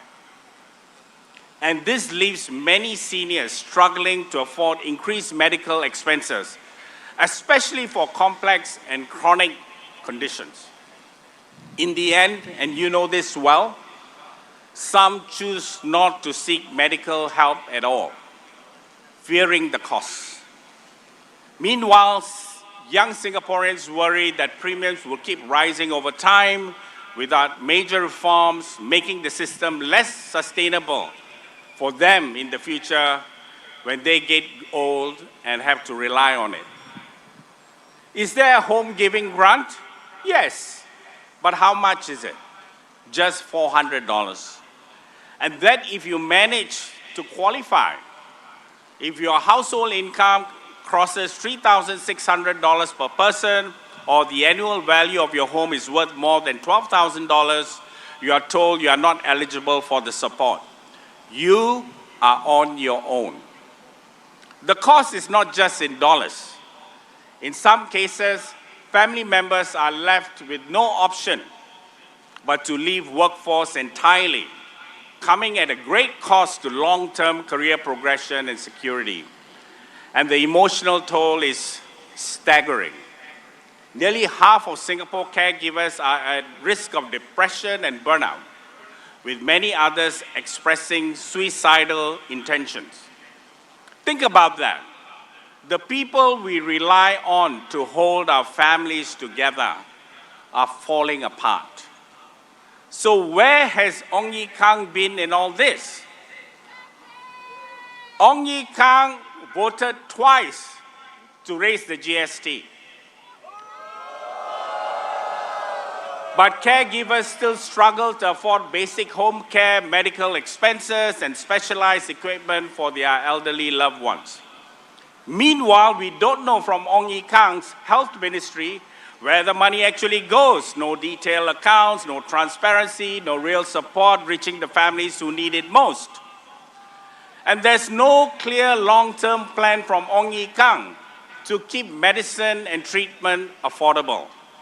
While families are left scrambling to cover the soaring cost of caregiving, the system stays broken. While Ong Ye Kung, and this is becoming a pattern, stays silent.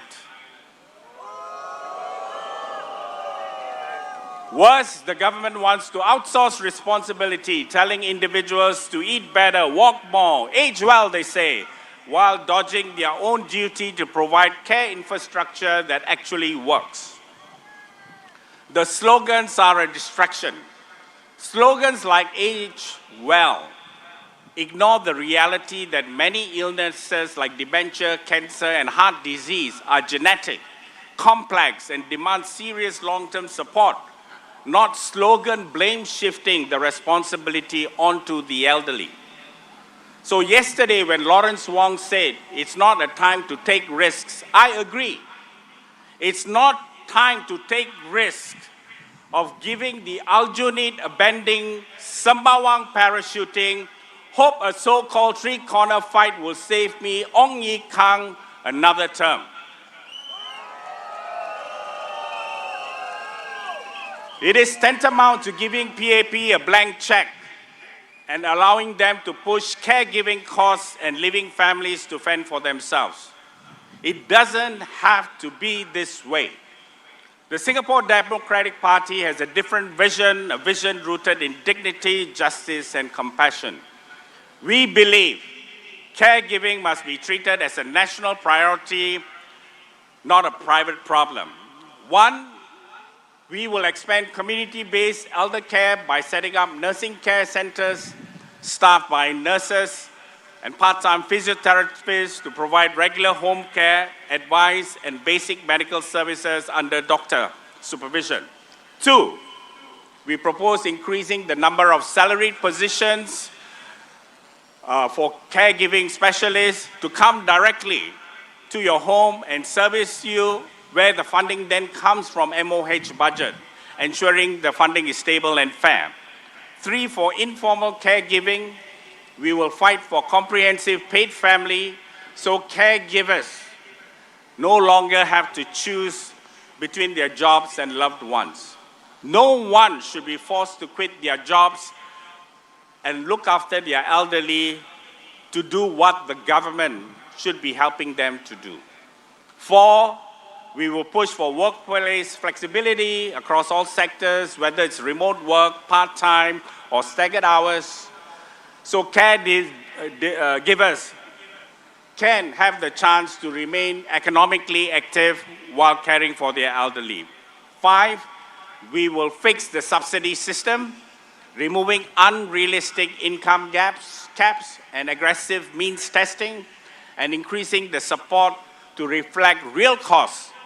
No more token grants that barely scratch the surface.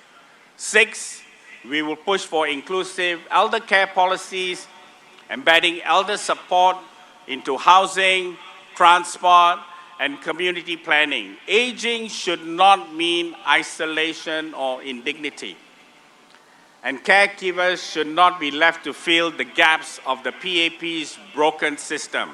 Last but not least, number 7, we will promote active aging, not just as an ideal, but as a practical policy. Outdoor activities, senior employment, peer support networks. These are essential parts of reducing the long-term strain on caregivers and public health. We believe the true measure of a country is how it treats those who cannot care for themselves and those who carry the responsibility to care for them. Ong Ye Kung had years to fix this, but instead we get slogans, higher costs, and families left to shoulder the burden alone. Ong Ye Kung is simply not worthy of another term. This general election is about building a Singapore where caregiving is supported, where our elderly live with dignity, and where every caregiver knows that their work is recognized and never forgotten. We need MPs who listen, who care, and who are accountable to the residents they serve. That's the SDP promise. So Sembawang voters, vote SDP, vote for SDP MPs, give us a clear mandate, and sack that bugger! Sack that bugger! Sack that bugger! Thank you.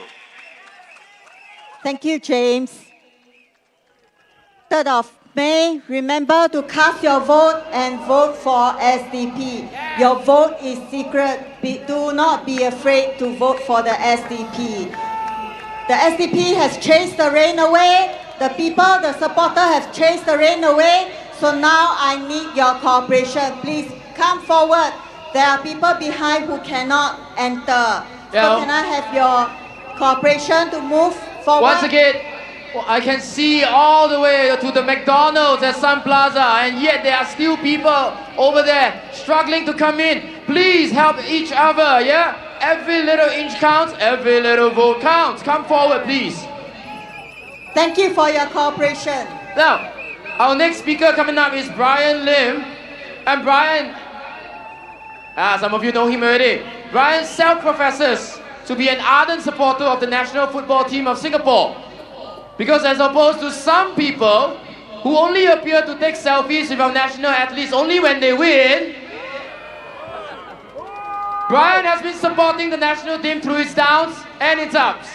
And here he is, pledging to do the same for you in Sembawang GRC!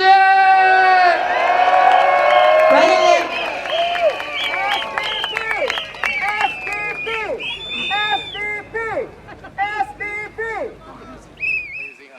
The people at the back, can you hear me? Yeah, good. But I'm not speaking English. I'm sorry. 10 minutes for Hokkien, all right? 各位亲爱的朋友，大家好。准嘛咧4月尔，但是新加坡人民已经咧庆祝圣诞了。我怎样讲咧 ？BAP 政府伫财政预算案大派礼物，你睇逐个月讲唔惊嘢，唔是荷包车就是靠单靠西。BAP 讲咧。 伊讲要帮助你负担点人起的生活费。伊讲伊要培育一个相互关爱和包容的社会。但是2023年 ，BAP 起消费税从7%起到8%，去年伊个起到9%。我来问个人 ，BAP 是要增效地广告第四？ 伊讲伊甲高中的生活费无相干呐，伊至少讲伊毋知新加坡人民安怎安尼艰苦的生活的原因。各位，我问你 ，BAP 讲的话会使相信无？这像一个大人哦，搭你拍囡仔，一个月了。 也要步互囡仔打，各位，你毋是傻遐囡仔咧，就是为家庭落力打拼到无办法喘气的大人。天啊，袂光，你辛辛苦苦送行路去学堂，我赶去做工，放工了赶紧回厝照顾家庭，一日过一日，一月过一月，你无停的打拼，这边来赚钱，一边去应付生活费，扩大的空是愈来愈大，只是永远无够。但是要比一比，无管你死我，唔惊直直去。伊互的理由是讲，咱人口老化啦，所以起消费税来照顾老人。但是各位，你会知影无？新加坡2024年的预算案的营业是64亿，你知64亿偌济无？64加8%，咱基调咧 ，BAB 是无办法，也即条钱传互后届政府。咱会知影无？政府2024年的消费税就收206亿。伊也出淡薄囝3.8亿，做毛车分淡薄糖互你，互你欢喜，希望你投伊的票。各位，爱相信哦，糖食侪着低就哦，到时BAB要找理由来起咧消费税啦。各位朋友，你袂使继续互BAB骗去。伊也咧辛辛苦苦的钱，互你淡薄，互你欢喜。有一摆，我伫选区访问，拄到一个翁哥，伊甲我讲：“我死袂惊这消费税，这死袂惊这包车。”我问翁哥，伊安怎会惊？伊回答讲：“大选前哦，BAB 先互伊鸡腿食。”大选过了，伊2本大力到这过来扶转来啊！咱讲对唔对？各位咧记住，政府互的包装是暂时的，但是9%的消费税是永远的，对唔对？大家莫忘记哦，咱储备金就800了。所以你收的税超过人民的需要时间，是有必要搁起消费税，对唔对？有理由无？政府一边甲你抽消费税，一边搁乱开钱，伊甘愿哦开57200块，买26顶脚踏车，唔知是啥物脚踏车。一顶2200块安尼贵，我嘛爱大看卖。政府甘愿开88万去本所汤中心，为着Simply Go Stand加开4000万，为着青年奥运会加开3亿万，3亿，为着人民协会。人民社会 People's Association 提供10亿来学罗家己。最近伊个开3.35亿去建国者纪念碑，就是 Founders Memorial。伊个真多，政府个真多哦，开钱的开销，我是讲落去哦。但Dr. 都无时间讲话了，我会骂死。顶个大选的电视评论，我提为咱下骹88% 65岁退休的老人提供逐个月500块的所费，因为这个老人搁咧靠家己的囝女咧饲，有的根本无人饲。孤单一个人，我是这建议是为着减轻囝女的负担，扩大了免8年安。各位，我问你，这是不是好的建议？好唔好？但是这区的部长哦，王义康先生哦，伊头一个就问我，这条路倒落来？哇！伊讲袂家己哦，伊的钱是伫个库袋出来的。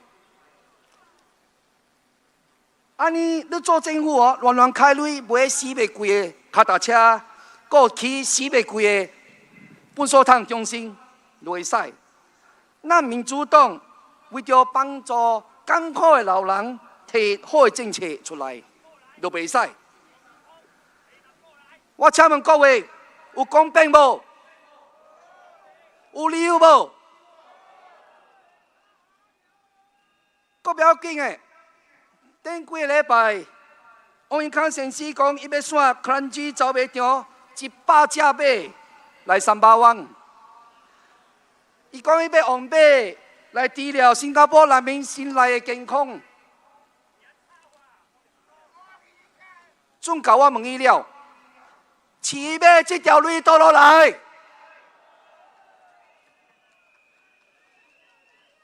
伊是要家己靠地乌瑞出来，还是叫新加坡内面出这条路？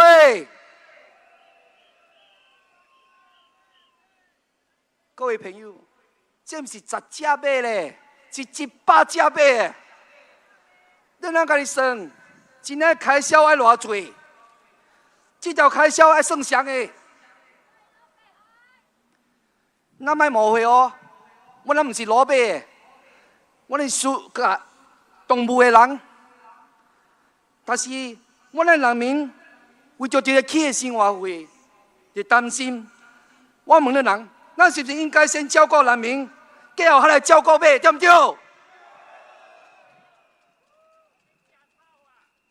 个人知影，马哦是爱很大的空间走的动物。请问300万的选民啊，你徛一道是有办法有100只马咧走无？有无？是要夹把你厝啊？我问你人，这100只马要徛倒落？是要像迄个囡仔耍的礼物安尼款塌起来，还是300万无呢大的空间，互这100只马走，搁徛？马的骹力是会退化的。到时啊，治疗心理健康的啊，是马，唔是人啦。OK， 咱莫去讲马的代志了。我咱讲 BAP 家己乱乱开钱，根本是无理由扣消费税的，对唔对？所以讲，咱做人做代志，唔是治标买治本。咱民主党有3个办法来帮助你应付低点起的消费税。第一，将消费税落到7%，无落5%。咱平常的物件，敢若汤米、盐的消费税，咱该取消掉。安尼，你的裤袋内面如果侪现金，生活较轻松。第二，通过咱民主党开空间室政府厝的计划，让人民有办法负担起厝。我的计划削减土地成本。互恁人有厝徛，阁袂欠债。第三，劳力医疗费用，互恁人会使专注过健康的生活，免为正贵的医疗开支烦恼。我们人这3个办法好唔好？也是好。5月3号，请咱投民主党一票，送咱在野的候选人去国会，好唔好？感谢大家。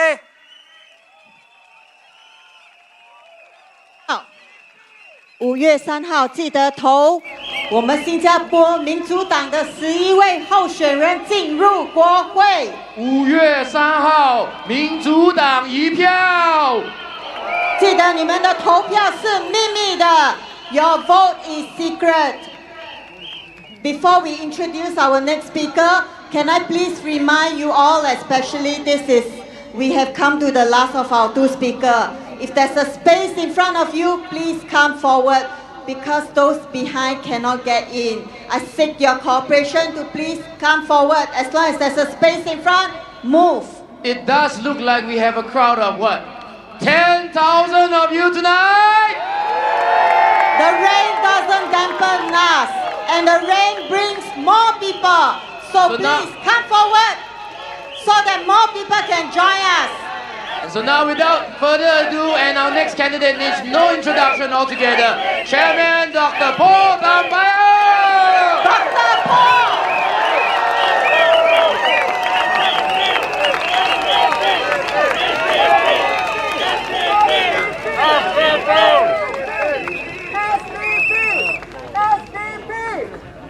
Dear residents of Sembawang, thank you so much for coming out on a rainy night like this.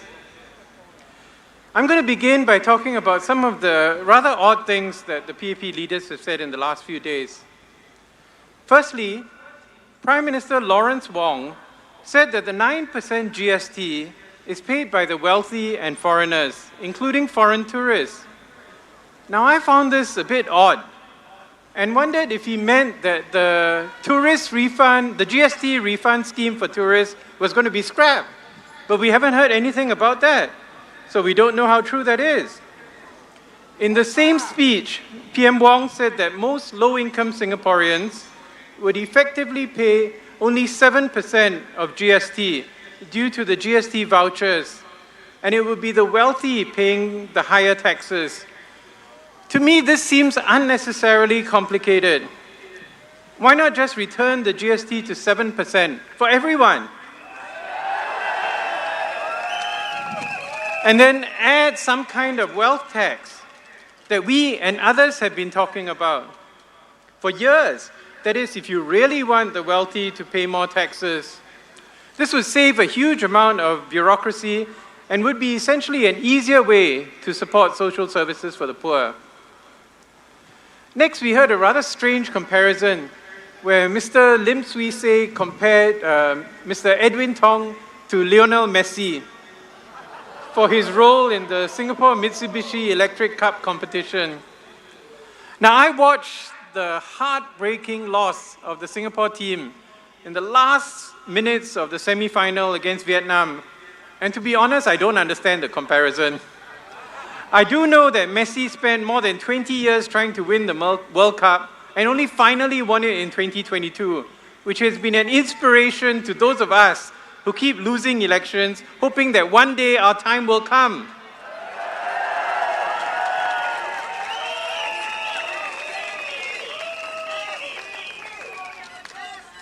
Mr. Wong also said that a time of turbulence was not a time to take risks. Now, this is something I would disagree with far more strongly than the Argentine football team.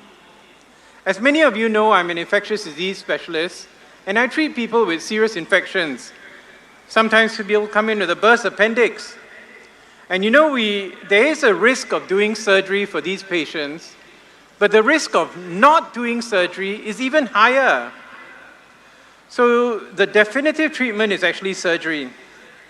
So what I'm trying to say is that when we're facing new and fresh challenges, including a recycled and unpredictable US president, I would argue that the last thing Singapore needs for a changed world is actually a not-so-fresh team resolved to keep doing the same thing. And that's all we've heard from the PAP so far. Vouchers, skills upgrading, and essentially trying to win all the seats in Parliament by fair means or foul. And I think we cannot take the risk of doing the same thing to address the fresh new challenges that we face. What we need is a fresh set of ideas, diverse views, honest arguments. If the voters reject the potential office holder, well, don't blame the short campaigning period. It may be a good time to listen to whoever the voters have chosen. Hopefully the team from Sembawang GRC.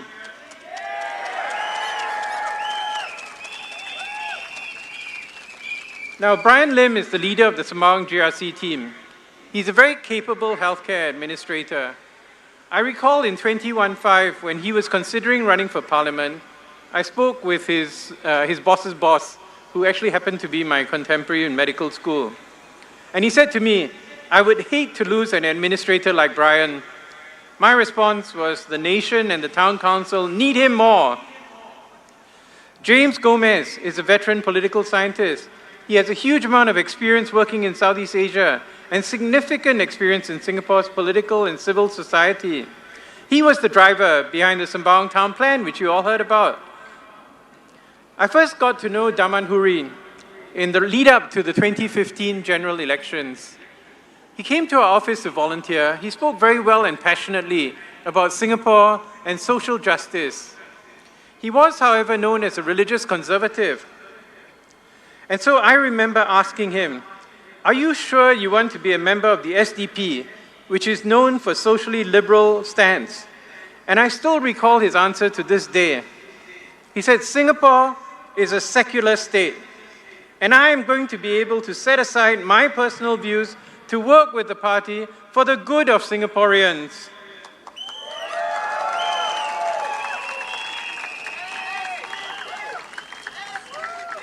And in the last 10 years, I've gotten to know Daman a lot better, and he has never strayed from that commitment. I've learned a lot from him about things going on in the Malay community, in the Southeast Asia, in the education system, and even in the PSA, where he worked for a while. Now, Alfred Tan has been described in our local media as an experienced banker turned entrepreneur who launched the famous local cafe chain, Kopi Ong. As you heard him, he speaks from years of experience and knows what's really happening on the ground with the local business situation. And last, but certainly not least, Suraya, who is our party treasurer. During the GE 2020, she was the media liaison, and she did an incredible job under the COVID-19 restrictions. We managed to get our message out on CNBC, on local media channels, and many new independent outlets. After that, she became party treasurer, and she's been doing a tremendous job dealing with all the banks and all the paperwork. So now to the manifesto. The first day I talked about taxation that should be fair, then healthcare for all, and then respect for our planet, and now the I. The I in our manifesto refers to immigration. As I've said many times before, we are not against immigration, but we want it to be rational. I tried doing a search for an actual target population set by our PAP leaders, and the only one I could come up with was Mr. Lee Kuan Yew, who was reported in the Straits Times of 2nd February 2008 as saying, I haven't quite been sold on the idea that we should have 6.5 million people. I think there's an optimum size for the land that we have to preserve the green spaces and the sense of comfort, end quote. He argued instead for a 5.5 million target population. Unfortunately for him and for us, just like his wishes for his house, his wishes have been ignored. And now we have more than 6 million people on our tiny island. The loss of green spaces and the crowded infrastructure show that in this case, Mr. Lee was right. As I mentioned yesterday when talking about climate change, the relentlessly increasing population has put pressure on our green spaces and has been devastating to our natural environment. In January of this year, I asked the panel at the IPS Forum if Singapore could consider taking in immigrants based on their family ties, skills, and their willingness to contribute in Singapore, rather than according to some racial quotas. I did point out that the US did away with racial quotas in 1965 and Australia in the early 1970s. The answer disappointed me. Ambassador Chan Heng-Chi said it was all about the optics and suggested that minority Singaporeans were the ones who wanted to maintain the quota. There was an audible gasp in the room when she said that. Now, the SDP's population policy is very clear. We accept immigration, but we want people who are committed to Singapore. We want people who have the right skills and talent, who have the training and education, as well as family connections with Singapore. This ensures that people committed to Singapore are given a chance to come in and compete fairly with Singaporeans. There is no reason why the scholarships for students from neighboring countries cannot be opened up to Singaporeans. The Singaporean students would probably do just as well, if not better. Similarly, if Singaporean men were judged on a 46-week year, accounting for a high-key NS training every year, instead of a 52-week year, I'm pretty sure we would hit the same targets, if not better, than our foreign compatriots. And that would mean that we do not need to have massive importation of foreign PMETs whose main ability is the ability to work for less, and they end up being exploited too. So we believe with a rational immigration policy, Singaporeans can thrive and not just survive. Vote for change this Saturday. Vote for the SDP. Thank you.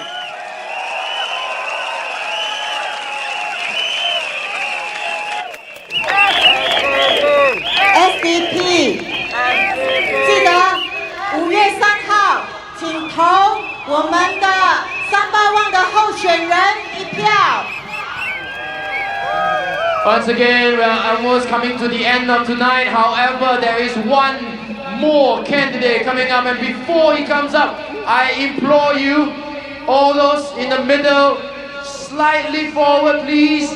All those at the back, try to scoot in a little bit, because I'm sure all of you are here tonight to hear Dr. Chi-Soon-Juan.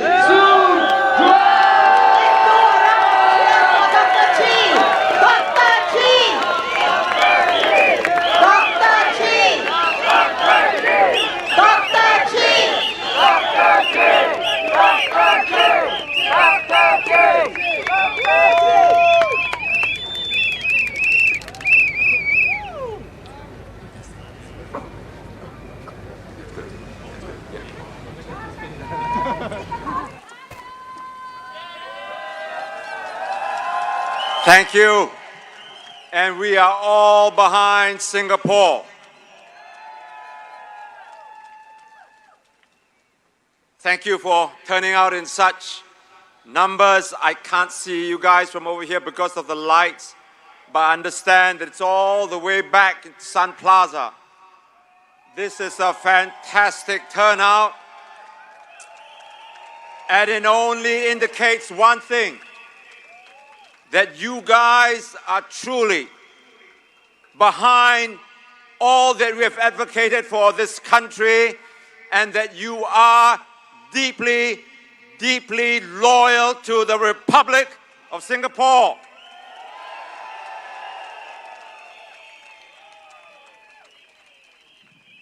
Last night, I invited Mr. Ong Ye Kung for breakfast at Sembawang West, but I must have missed him, because this morning when I was there, I didn't see him.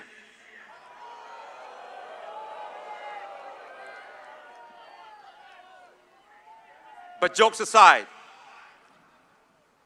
as Minister for Health, he should and must do more, much more, for the mental health crisis in Singapore.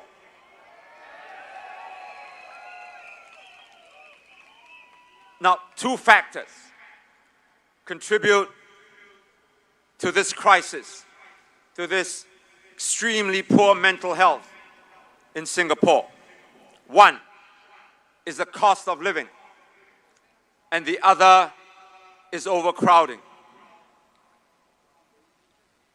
I have cited study after survey showing how the cost of living is contributing to this very, very unhealthy situation that we have as far as mental health in Singapore is concerned. He needs to tell the people how he is going to deal with these two factors. Now, there's no point in increasing the support network for Singaporeans without tackling the root causes of the problem. When you're mopping the floor, do you not turn off the tap first? we need to desperately lower the cost of living for the people. And to this end, we have clearly laid out our proposals on how we can go about doing this. And so I won't repeat them tonight. The other factor that we need to do is to create more green open spaces for Sembawang residents, especially for our youths and our elderly. As Health Minister, he must be aware that study after study again has shown that green open spaces are the key to strong mental health.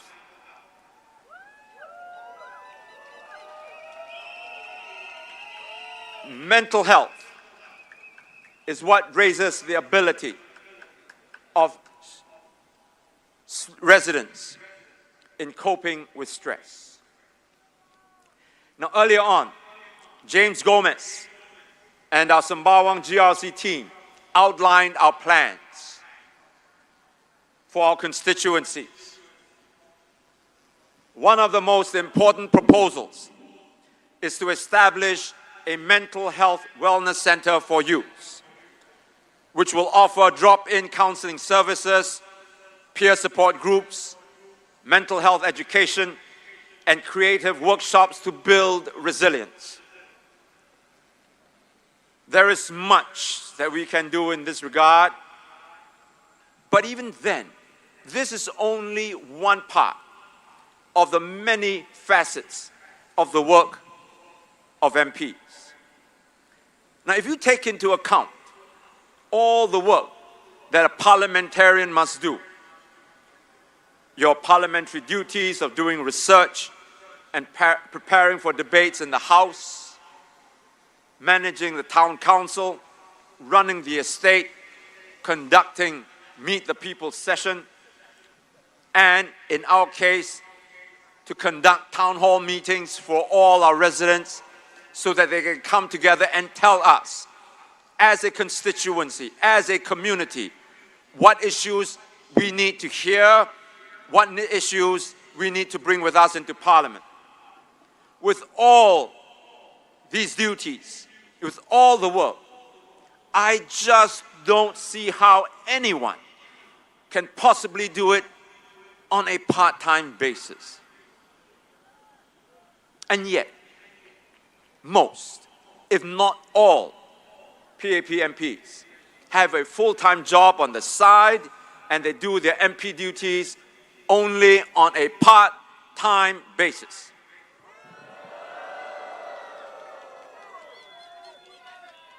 And yet, my fellow Singaporeans, they draw an allowance of $16,000 a month. Tell me, how many of you can work part-time and draw $16,000 a month? And that's not including the myriad, multiple directorships that they sit on, that they take on in their spare time. Now, I've said before that member for member, candidate for candidate, we do not lose out to the PAP team.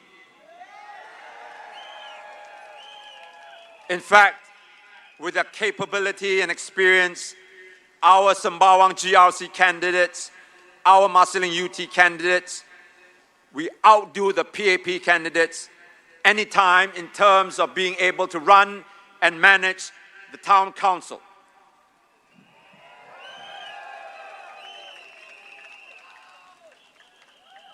I've just mentioned that on top of all these things, we will establish a mental health wellness center for our youths.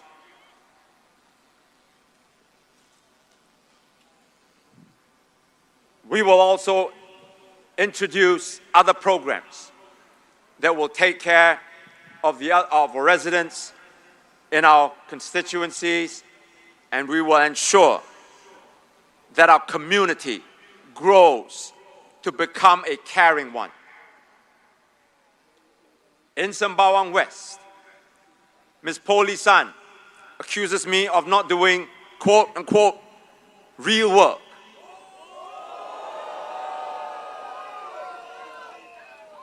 This real work can only be done if you spend your working hours full-time in the estate and among the residents Monday to Friday, not just on weekends.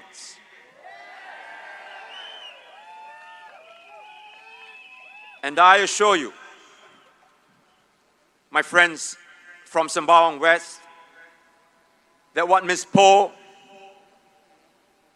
and any of the PAP MPs can do for you, as far as your estate is concerned, I and my colleagues can and will do a better job.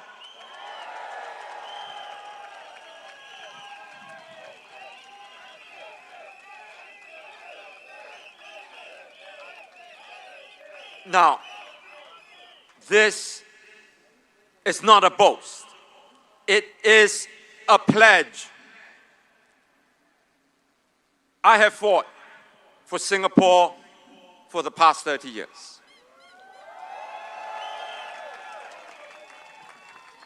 I have lasted this long only because I made this promise to remain in this country to make it a better place for Singaporeans to live in.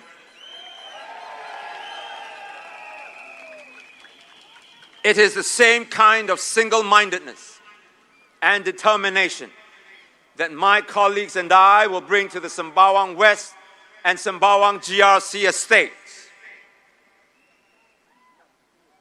On the other hand, what we can do for you in Parliament, the PAP MPs cannot. I'm not putting them down. That is just a fact. We will speak up for you on issues that you care about, like cost of living, education, your job security, healthcare costs, your retirement security, and so on. Can the PAP MPs do that?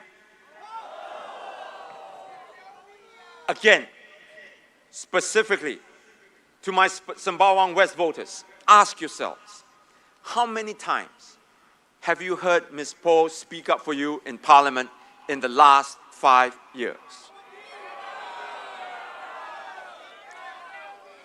When Parliament voted to increase the GST to 9%, what did she do?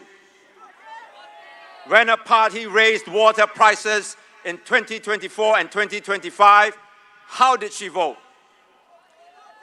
When the government increased bus and MRT fares, did she speak up? When a party increased petrol duty by 23%, did she vote against it? When the town council raised your fees, did she even try to stop it?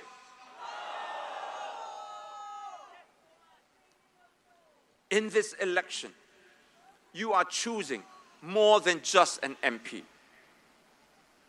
You are choosing your future, your children's future.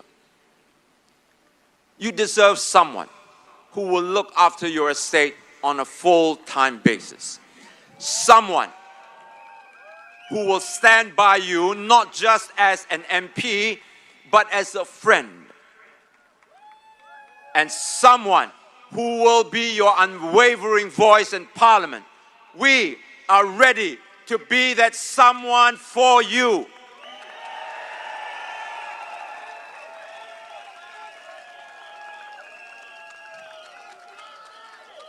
I said it last night, and I will say it again. When you walk into that voting booth on Saturday, don't do it nervously.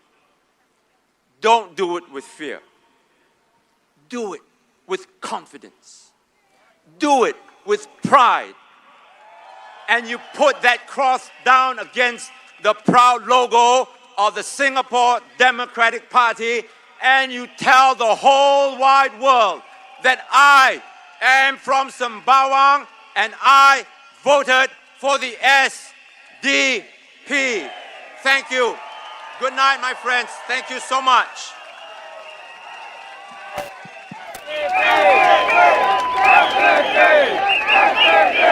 Can we invite Dr. Chi to stay on stage perhaps? Because tonight, to end the night, we have a long-time supporter and even previously a volunteer in one of our states of the SDP from 1999. Come cheer with us, Dr. Chi! Dr. Chi! Do you want to see Dr. Chi in Parliament? Does Dr. Chi deserve to be in Parliament? So, come 3rd of May, residents of Sembawang West, if you're here with us today, or if you're in front of the TV, please vote for Dr. Chi. Vote for him to be in Parliament so that he can speak up for you. Now it has been very, very heartening to see everybody, one and all, 10,000 of you and some more, all the way to the end, beyond Sun Plaza, beyond Sembawang. And tomorrow, we hope you come and join us as well. Tomorrow, the rally will be at Woodlands Stadium. Please support us. Come in red so that we can see a sea of red. For those of you who bought the books for Dr. Chi will be signing his autograph. You look at the table in front. So later, before we disperse, please, in an orderly manner, take the queue, and Dr. Chi will do the autograph. Once again, I'd just like to implore everybody over here, as you exit your way, please be careful, avoid a stampede, be nice to one another. We will see you tomorrow evening at Woodlands Stadium, same time, and hopefully more of you can come together because we have even more space for even more people tomorrow, yeah? Thank you for your persistence tonight. And when you walk out, please stop by our merchandise booth. Buy a bag, buy a book, support us. We need all the support that we can, and we need polling agents. And for those of you who would like to stay back, queue up perhaps in a nice fashion. Dr. Chi will attend to your autograph requests over there. And remember, your vote is secret. 投票是秘密的。 Be brave. And we will see you tomorrow. We will see you on 3rd of May. Thank you, everybody! Thank you, everyone, for coming. And thank you, our media. Thank you, the police. And thank you, all our volunteers for making tonight's rally a success. SDP! SDP! SDP! SDP! SDP! SDP!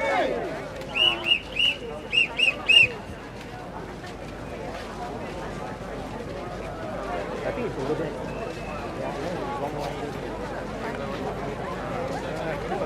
Yeah.